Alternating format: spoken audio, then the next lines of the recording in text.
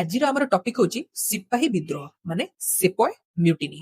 କେମିତି ଧୀରେ ଧୀରେ ଇଂରେଜ ମାନେ ଆସିଲେ, ଗୋଟେ ବିଜନେସ କରିବା ପାଇଁ ଆସିଥିଲେ, ଆସିକିରି ପୁରା ଆମ ଦେଶରେ ରହିଗଲେ, ମୁଗଲ ମାନଙ୍କୁ ସାଇଡ ଲାଇନ କଲେ। ବାକି ଯୋଉ ୟୁରୋପିଆନ ମାନେ ସବୁ ଆସିଲେ, ପର୍ତ୍ତୁଗୀଜ ହୁଅନ୍ତୁ, ଫ୍ରେଞ୍ଚ ହୁଅନ୍ତୁ, ଡଚ ହୁଅନ୍ତୁ, ସେମାନଙ୍କୁ ବି ଗୋଟେ ସାଇଡ ଲାଇନ କଲେ ଏବଂ କରିକିରି ବିଜନେସ କରିବାକୁ ତ ଆସିଥିଲେ, କିନ୍ତୁ ପୁରା ଆମକୁ କଣ୍ଟ୍ରୋଲ ବି କଲେ, ଆମ ଉପରେ ଅନ୍ୟାୟ ବି କଲେ, ଆମ ଉପରେ ଅତ୍ୟାଚାର ବି କଲେ ଏବଂ ଆମ ଜିନିଷ ନେଇକିରି ଆମ ଏଗେନଷ୍ଟରେ ହିଁ କାମ କଲେ।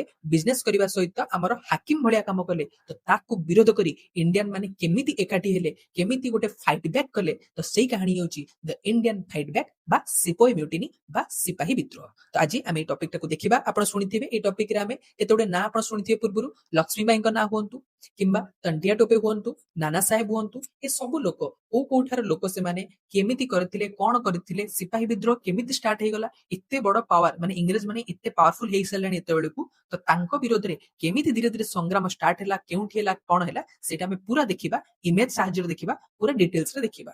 ପୁଣି ଥରେ କହୁଛି, ଯଦି ଆପଣଙ୍କୁ ଏ ସବୁର ପିଡିଏଫ ଦରକାର ବା ନୋଟ ଦରକାର ବା ଅପଡେଟ ଦରକାର, ତାହେଲେ ଆପଣ ଟେଲିଗ୍ରାମ ଚ୍ୟାନେଲକୁ ଜଏନ କରିପାରିବେ। ଟେଲିଗ୍ରାମ ଚ୍ୟାନେଲକୁ ଜଏନ କରିପାରିବେ। ପୁରା ବନ୍ଧୁଗଣ ଏଜୁକେସନ ଆମର ୟୁଟ୍ୟୁବର ଚ୍ୟାନେଲର ନାଁ ଯାହା, ସେଇଟା ହିଁ ଆମର ଚ୍ୟାନେଲର ନାଁ। ତ ଆପଣ ସେଇଠାରୁ ଜଏନ କରିପାରିବେ, ନଚେତ ଡେସ୍କ୍ରିପସନରେ ଲିଙ୍କ ମଧ୍ୟ ରହିଛି। ଟେଲିଗ୍ରାମ ଚ୍ୟାନେଲର ଡେସ୍କ୍ରିପସନରେ ଲିଙ୍କ ମଧ୍ୟ ରହିଛି। ତେବେ ଚାଲନ୍ତୁ ଆଜିର ଟପିକ ଷ୍ଟାର୍ଟ କରିବା ଆମେ ଦ ଇଣ୍ଡିଆନ ଫାଇଟ୍ ବ୍ୟାକ୍ ସିପୟ ମ୍ୟୁଟିନି। ପୂର୍ବ ଭିଡିଓରେ ଆମେ ଗୋଟେ ପୁରା ସିରିଜରେ ପଢୁଛେ, ଏଟା ଆମେ ଇଣ୍ଡିଆନ ହିଷ୍ଟ୍ରିର ସିରିଜ ପଢୁଛେ। ପୂର୍ବ ଭିଡିଓରେ ଆମେ ପଢିଥିଲେ କୋଉଟା ପର୍ଯ୍ୟନ୍ତ ନା, କେମିତି ଇଂରେଜ ମାନେ ସବୁ ତ କବଳ କରିଦେଲେ, ପୁରା ମାନେ ବେଙ୍ଗଲଠୁ ଆରମ୍ଭ କରି ପଞ୍ଜାବ ସିନ୍ଧ ପର୍ଯ୍ୟନ୍ତ ସବୁ ନିଜ ଅକ୍ତିଆରକୁ ନେଇଗଲେ। କିନ୍ତୁ ଲାଷ୍ଟକୁ ଗୋଟେ ଲୋକ ଥିଲା, ସେ ଥିଲେ ଡେଲହାଉସି। ଡେଲହାଉସି ଆଣିଥିଲେ ଡକ୍ଟ୍ରାଇନ ଅଫ ଲ୍ୟାପ୍ସ। କିଛି କାହା କଥା ମାନିଲେନି। ଡକ୍ଟ୍ରାଇନ ଅଫ ଲ୍ୟାପ୍ସ ମାନେ କଣ? ଯାହାର ପୁଅ ନାହିଁ ସିଏ ଆଉ କାହାକୁ ମାନେ ଝିଅଙ୍କୁ ତ ରାଜଗାଦିରେ ବସେଇ ପାରିବ ନାହିଁ ଏବଂ ପୋଷ୍ୟ ସନ୍ତାନ ବି ନେଇପାରିବ ନାହିଁ। ତାର ରାଜ୍ୟ ଯାହା ବି ରହିଲା ସେଇଟା ଇଂରେଜ ମାନଙ୍କ ଅଧୀନକୁ ପଳେଇ ଆସିବ। ତ ଏଇ ଯୋଉ ଡକ୍ଟ୍ରାଇନ ଅଫ ଲ୍ୟାପ୍ସ ଏବଂ ସେ ସମୟରେ ଯୋଉ ଡେଲହାଉସିଙ୍କର ଅଲଗା ସବୁ ବି ନିୟମ ଥିଲା, ଯେ ସମସ୍ତଙ୍କୁ ମନ ଇଚ୍ଛା ମିଶେଇଲେ, ସବୁ ମାନେ ରାଣ୍ଡମ ଅବଧ କୁହନ୍ତୁ କିମ୍ବା ଅଲଗା ଜାଗା ହୁଅନ୍ତୁ, ଝାନ୍ସୀ କୁହନ୍ତୁ, ସବୁ ଜାଗାରେ ନିଜର ପ୍ରଭାବ ଦେଖେଇଲେ। ତ ତାର ପ୍ରଭାବ କେମିତି ପଡିଥିଲା ଏବଂ କେମିତି ସିପାହୀ ବିଦ୍ରୋହ ଆରମ୍ଭ ହେଇଥିଲା, ସେଇଟା ଆମେ ଚାଲନ୍ତୁ ଦେଖିବା। ଷ୍ଟାର୍ଟିଂ କରିବା ଆମର ଫାର୍ଷ୍ଟ ଚାପ୍ଟର 1, ଯୋଉଟା କି ଆମେ ପୂର୍ବରୁ କହିଥିଲି, ଆମେ ଏଇ ଯୋଉ ହିଷ୍ଟ୍ରିକୁ ପୁରା ଗୋଟେ ଚାପ୍ଟର ୱାଇଜ ଦେଖିବା। First chapter, second chapter, third chapter ଏମିତି କରି ଦେଖିବା। ପ୍ରତିଟି ଚାପ୍ଟରରୁ ଆପଣ ଲାଷ୍ଟକୁ ଟିକେ ସମରାଇଜ କରିବେ ମାଇଣ୍ଡକୁ, ଯେ ଏଇ ଚାପ୍ଟରରେ କଣ ଡେଭଲପ ହେଲା, ମାନେ ଇଣ୍ଡିଆନ ମାନଙ୍କ ମାଇଣ୍ଡରେ କେମିତି ଡେଭଲପ ହେଲା। ମାନେ ଆପଣ ଥିଓରି ପଢିବା ସହିତ ଟିକେ ମାଇଣ୍ଡସେଟ ଡେଭଲପ କରନ୍ତୁ, ଯେ ଏବେ ସୁଦ୍ଧା ଇଣ୍ଡିଆନ ମାନେ କଣ ଭାବୁଛନ୍ତି, ଏବେ ସୁଦ୍ଧା ଇଂରେଜ ମାନେ କଣ ଭାବୁଛନ୍ତି, କାହାର ପୋଜିସନ କଣ, ଆପଣ ଚାପ୍ଟର ୱାଇଜ ସେଟା ଭାବିକି ଚାଲିବେ। ଆମେ ସବୁବେଳେ ଲାଷ୍ଟକୁ ଦେଖିବା ମଧ୍ୟ ଚାପ୍ଟର ୱାଇଜ। ତାହେଲେ ଫାର୍ଷ୍ଟ ଚାପ୍ଟର ଆମର ନାଁ ହେଉଛି, ପ୍ରଥମ ଚାପ୍ଟର ଦ ଇଣ୍ଡିଆନ ଫାଇଟ୍ ବ୍ୟାକ୍ ର ଦ ଆକ୍ୟୁମୁଲେଟେଡ ଆଙ୍ଗର। ଦ ଆକ୍ୟୁମୁଲେଟେଡ ଆଙ୍ଗର, ଆକ୍ୟୁମୁଲେଟେଡ ମାନେ କଣ ନା ଏକାଠି ହେଇଥିବା, ଏକାଠି ହେଇଥିବା ଆଙ୍ଗର। ଆଙ୍ଗର ମାନେ କଣ? କ୍ରୋଧ, ରାଗ। ମାନେ ଏଇ ଯୋଉ ବି ଆଗକୁ ହେବାକୁ ଯାଉଛି, ମାନେ ଆମେ ବର୍ତ୍ତମାନ ସିପାହୀ ବିଦ୍ରୋହର ବ୍ୟାକଗ୍ରାଉଣ୍ଡ ଷ୍ଟୋରି ପଢୁଛେ। ଯାହା ବି ଆଗକୁ ହେବାକୁ ଯାଉଛି, ଯୋଉ ବି ବିଦ୍ରୋହ ଆରମ୍ଭ ହେବାକୁ ଯାଉଛି, ସେଇଟା କେବଳ ଦିନେ ଦି ଦିନର କଥା ନୁହେଁ ବା 5-10 ବର୍ଷର କଥା ନୁହେଁ। ଏଇଟା ଶହ ଶହ ବର୍ଷ, 100, 150, 200 ବର୍ଷ ଧରି, ମାନେ ଇଂରେଜ ମାନେ ଯେମିତି ଆସିବା ପରଠୁ 1600 ମସିହା ପରଠୁ 1600 ମସିହା ପରଠୁ 1850 ମସିହା ପର୍ଯ୍ୟନ୍ତ, 1800 ସିପାହୀ ବିଦ୍ରୋହ ହେଇଥିଲା ଆମର 1857। ଏଇ ମସିହାଟା ମାନିକି ଚାଲନ୍ତୁ, ଏଇଟା ଆପଣ ମନେ ବି ଥାଇପାରେ। 1857 ମସିହାରେ ଆମର ସିପାହୀ ବିଦ୍ରୋହ ହେଇଥିଲା। ତ 1600 ମସିହା ପରଠାରୁ 1857 ମସିହା ପର୍ଯ୍ୟନ୍ତ ଦୀର୍ଘ 157 ବର୍ଷ ଧରି ଇଂରେଜ ମାନେ ଯୋଉ ଅତ୍ୟାଚାର ଆମ ଉପରେ କରି ଚାଲିଥିଲେ, ଧୀରେ ଧୀରେ କରି କରି ଚାଲିଥିଲେ, ସେଇ ଆଙ୍ଗର କେମିତି ଆକୁମୁଲେଟେଡ ହେଇ ହେଇ ରହିଥିଲା ଏବଂ ଧୀରେ ଧୀରେ ଧୀରେ ଧୀରେ ଗୋଟେ ବିଦ୍ରୋହ ରୂପ ନେଲା, ସେଇଟା ଆମେ ଏଇ ଚାପ୍ଟରରେ ଦେଖିବା। ତ ଚାପ୍ଟର 1 ର ଫାର୍ଷ୍ଟ ଜିନିଷ ଦେଖନ୍ତୁ। ତାହେଲେ ପ୍ରଥମ କଥା ହେଲା ଯେ ଆମ ଦେଶରେ ଇଂରେଜ ମାନେ ଆସିଥିଲେ ବିଜନେସ କରିବା ପାଇଁ, କିନ୍ତୁ ସେମାନେ ଆମର ପୁରା ଲ ଆଣ୍ଡ ଆଡମିନିଷ୍ଟ୍ରେସନକୁ କଣ୍ଟ୍ରୋଲରେ ନେଇଗଲେ। ଆମର ସମଗ୍ର ଇକୋନୋମିକ ପଲିସି ବି ତାଙ୍କ ହାତକୁ ପଳେଇଲା। ସବୁ ଲ୍ୟାଣ୍ଡ ରେଭିନ୍ୟୁ ସବୁ କିଛି ନିଜ କଣ୍ଟ୍ରୋଲରେ ନେଇଗଲେ। କିନ୍ତୁ ଏମିତି ନିୟମ ସବୁ କରୁଥିଲେ ଯେ ଇଣ୍ଡିଆନ ମାନଙ୍କୁ ପସନ୍ଦ ହଉନଥିଲା। ମାନେ ଇଣ୍ଡିଆନ ମାନଙ୍କ ଏଗେନଷ୍ଟରେ ସବୁ ନିୟମ କରୁଥିଲେ। ଲ ହଉ, ଆଡମିନିଷ୍ଟ୍ରେସନ ହଉ, ବ୍ରିଟିଶର୍ସ ମାନଙ୍କ ପାଇଁ ଅଲଗା ନିୟମ, ଇଣ୍ଡିଆନ ମାନଙ୍କ ପାଇଁ ଅଲଗା ନିୟମ। ତ ଏଇ ସବୁ ଜିନିଷ ତାଙ୍କୁ ପ୍ରଥମ ଜିନିଷ ହେଲା ଯେ ଲ ଆଣ୍ଡ ଆଡମିନିଷ୍ଟ୍ରେସନ ବହୁତ ଏକ ତରଫା ଥିଲା, ବହୁତ ତାଙ୍କ ପଟିଆ ଥିଲା। ବ୍ରିଟିଶର୍ସ ମାନେ ଯାହା କହୁଥିଲେ ସେୟା ହବ। ଲ୍ୟାଣ୍ଡ ରେଭିନ୍ୟୁ ପୁରା ମନ ଇଚ୍ଛା ରେଭିନ୍ୟୁ, ମାନେ ଦରିଦ୍ର ହୁଅ କି ମାନେ ଆପଣଙ୍କର ଲ୍ୟାଣ୍ଡ ଲସ୍ ହେଇଥାଉ କିମ୍ବା ଆପଣଙ୍କର କଣ ଇଏ ଦୁର୍ଭିକ୍ଷ ଆସିଯାଇଥାଉ, କିନ୍ତୁ ଆପଣଙ୍କୁ ପଇସା ଦେବାକୁ ପଡିବ, ରେଭିନ୍ୟୁ ଦେବାକୁ ପଡିବ। ତ ଏଇଭଳିଆ ବହୁତ ଖରାପ ସ୍ଥିତି ଥିଲା ଇଣ୍ଡିଆରେ, ଯୋଉଟା କି ଇଂରେଜ ମାନେ କରିକି ରଖିଥିଲେ। ଆଉ ଗୋଟେ କଥା ହେଲା ଯେ ବଡ ବଡ ପୋଜିସନ ଗୁଡାକ ଯୋଉ ଥିଲା, ମାନେ ହାୟର ପୋଜିସନ ବ୍ରିଟିଶ ଅଫିସିଆଲ ମାନଙ୍କର, ଇଣ୍ଡିଆନ ମାନଙ୍କୁ ସେଥିରେ ଆଲାଉ ନଥିଲା। ଏମିତି ନୁହେଁ ଯେ ଇଣ୍ଡିଆନ ମାନେ ପାଠ ପଢୁନଥିଲେ।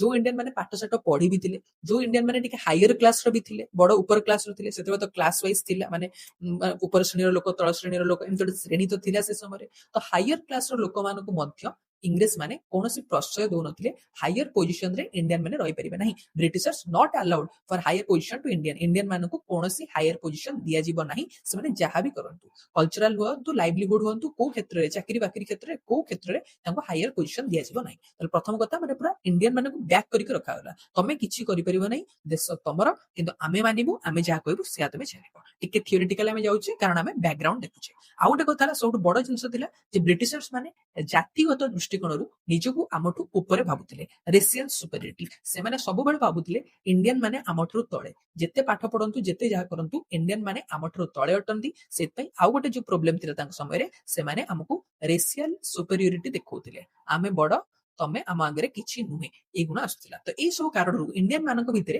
राग बड़ी बड़ी बड़ी बड़ी चलथिला जे आमे जहा भी कले किछि भी कले ए माने आम ऊपर आसी एमिति काम काहे करछन्ती माने जेमितिला राग एही चलियो आपण घर ओटे के आसी कि रहिबो एबे आ आपण को फिर दादागिरी करबो ठीक सेही टाइप रो कथा चलथिला तो ए सब कथा चलिबा कारण प्रथमे तो माने जो एमिति नथिला कि 1857 मसिया रे हठात कि सिपाही विद्रोह हे गला ता पूर्वरु बैकग्राउंड रे बहुत किछि जिंस हबा आरंभ होइथिला 1857 मसिया पूर्वरु सांथाल लोक माने जो थिले सांथाल लोक जो थिले हमर बिहार और बेंगल रीजन रो बिहार एवं बेंगल रीजन रो जो सांथाल लोक माने थिले से माने निजर पूरा जो पारंपरिक अस्त्र शस्त्र नै कि इंग्रेज मानको अटैक करियो आरंभ कर देले हमको देश छाड़ देश हमको दियो माने देश तो से समय फीलिंग नथिला माने बस आम मन अनुसार हमको करियो दियो तमे हम ऊपर केही नुय हमको आसी कहबार तो सेही भलिया तांको अटैक करले इंग्रेज मानको अटैक करले तो एमिति नुय जे सिपाही विद्रोह हठात हे जाइतिला या पूर्वरु बहुत बैकग्राउंड रे सांथाल ट्राइब्समैन जो प्रथमे थिले से बिहार और बेंगल रे अटैक करथिले एटा मध्ये हेतिला किंतु आ गोटे जिंस थिला माने इंडियन मानक भितर राग तो बड़ी बड़ी चलतिला किंतु ब्रिटिश माने मध्य टिके बैकफुट रे थिले बैकफुट रे माने कोन टिके पछो गुंचा दउथिले कोन पई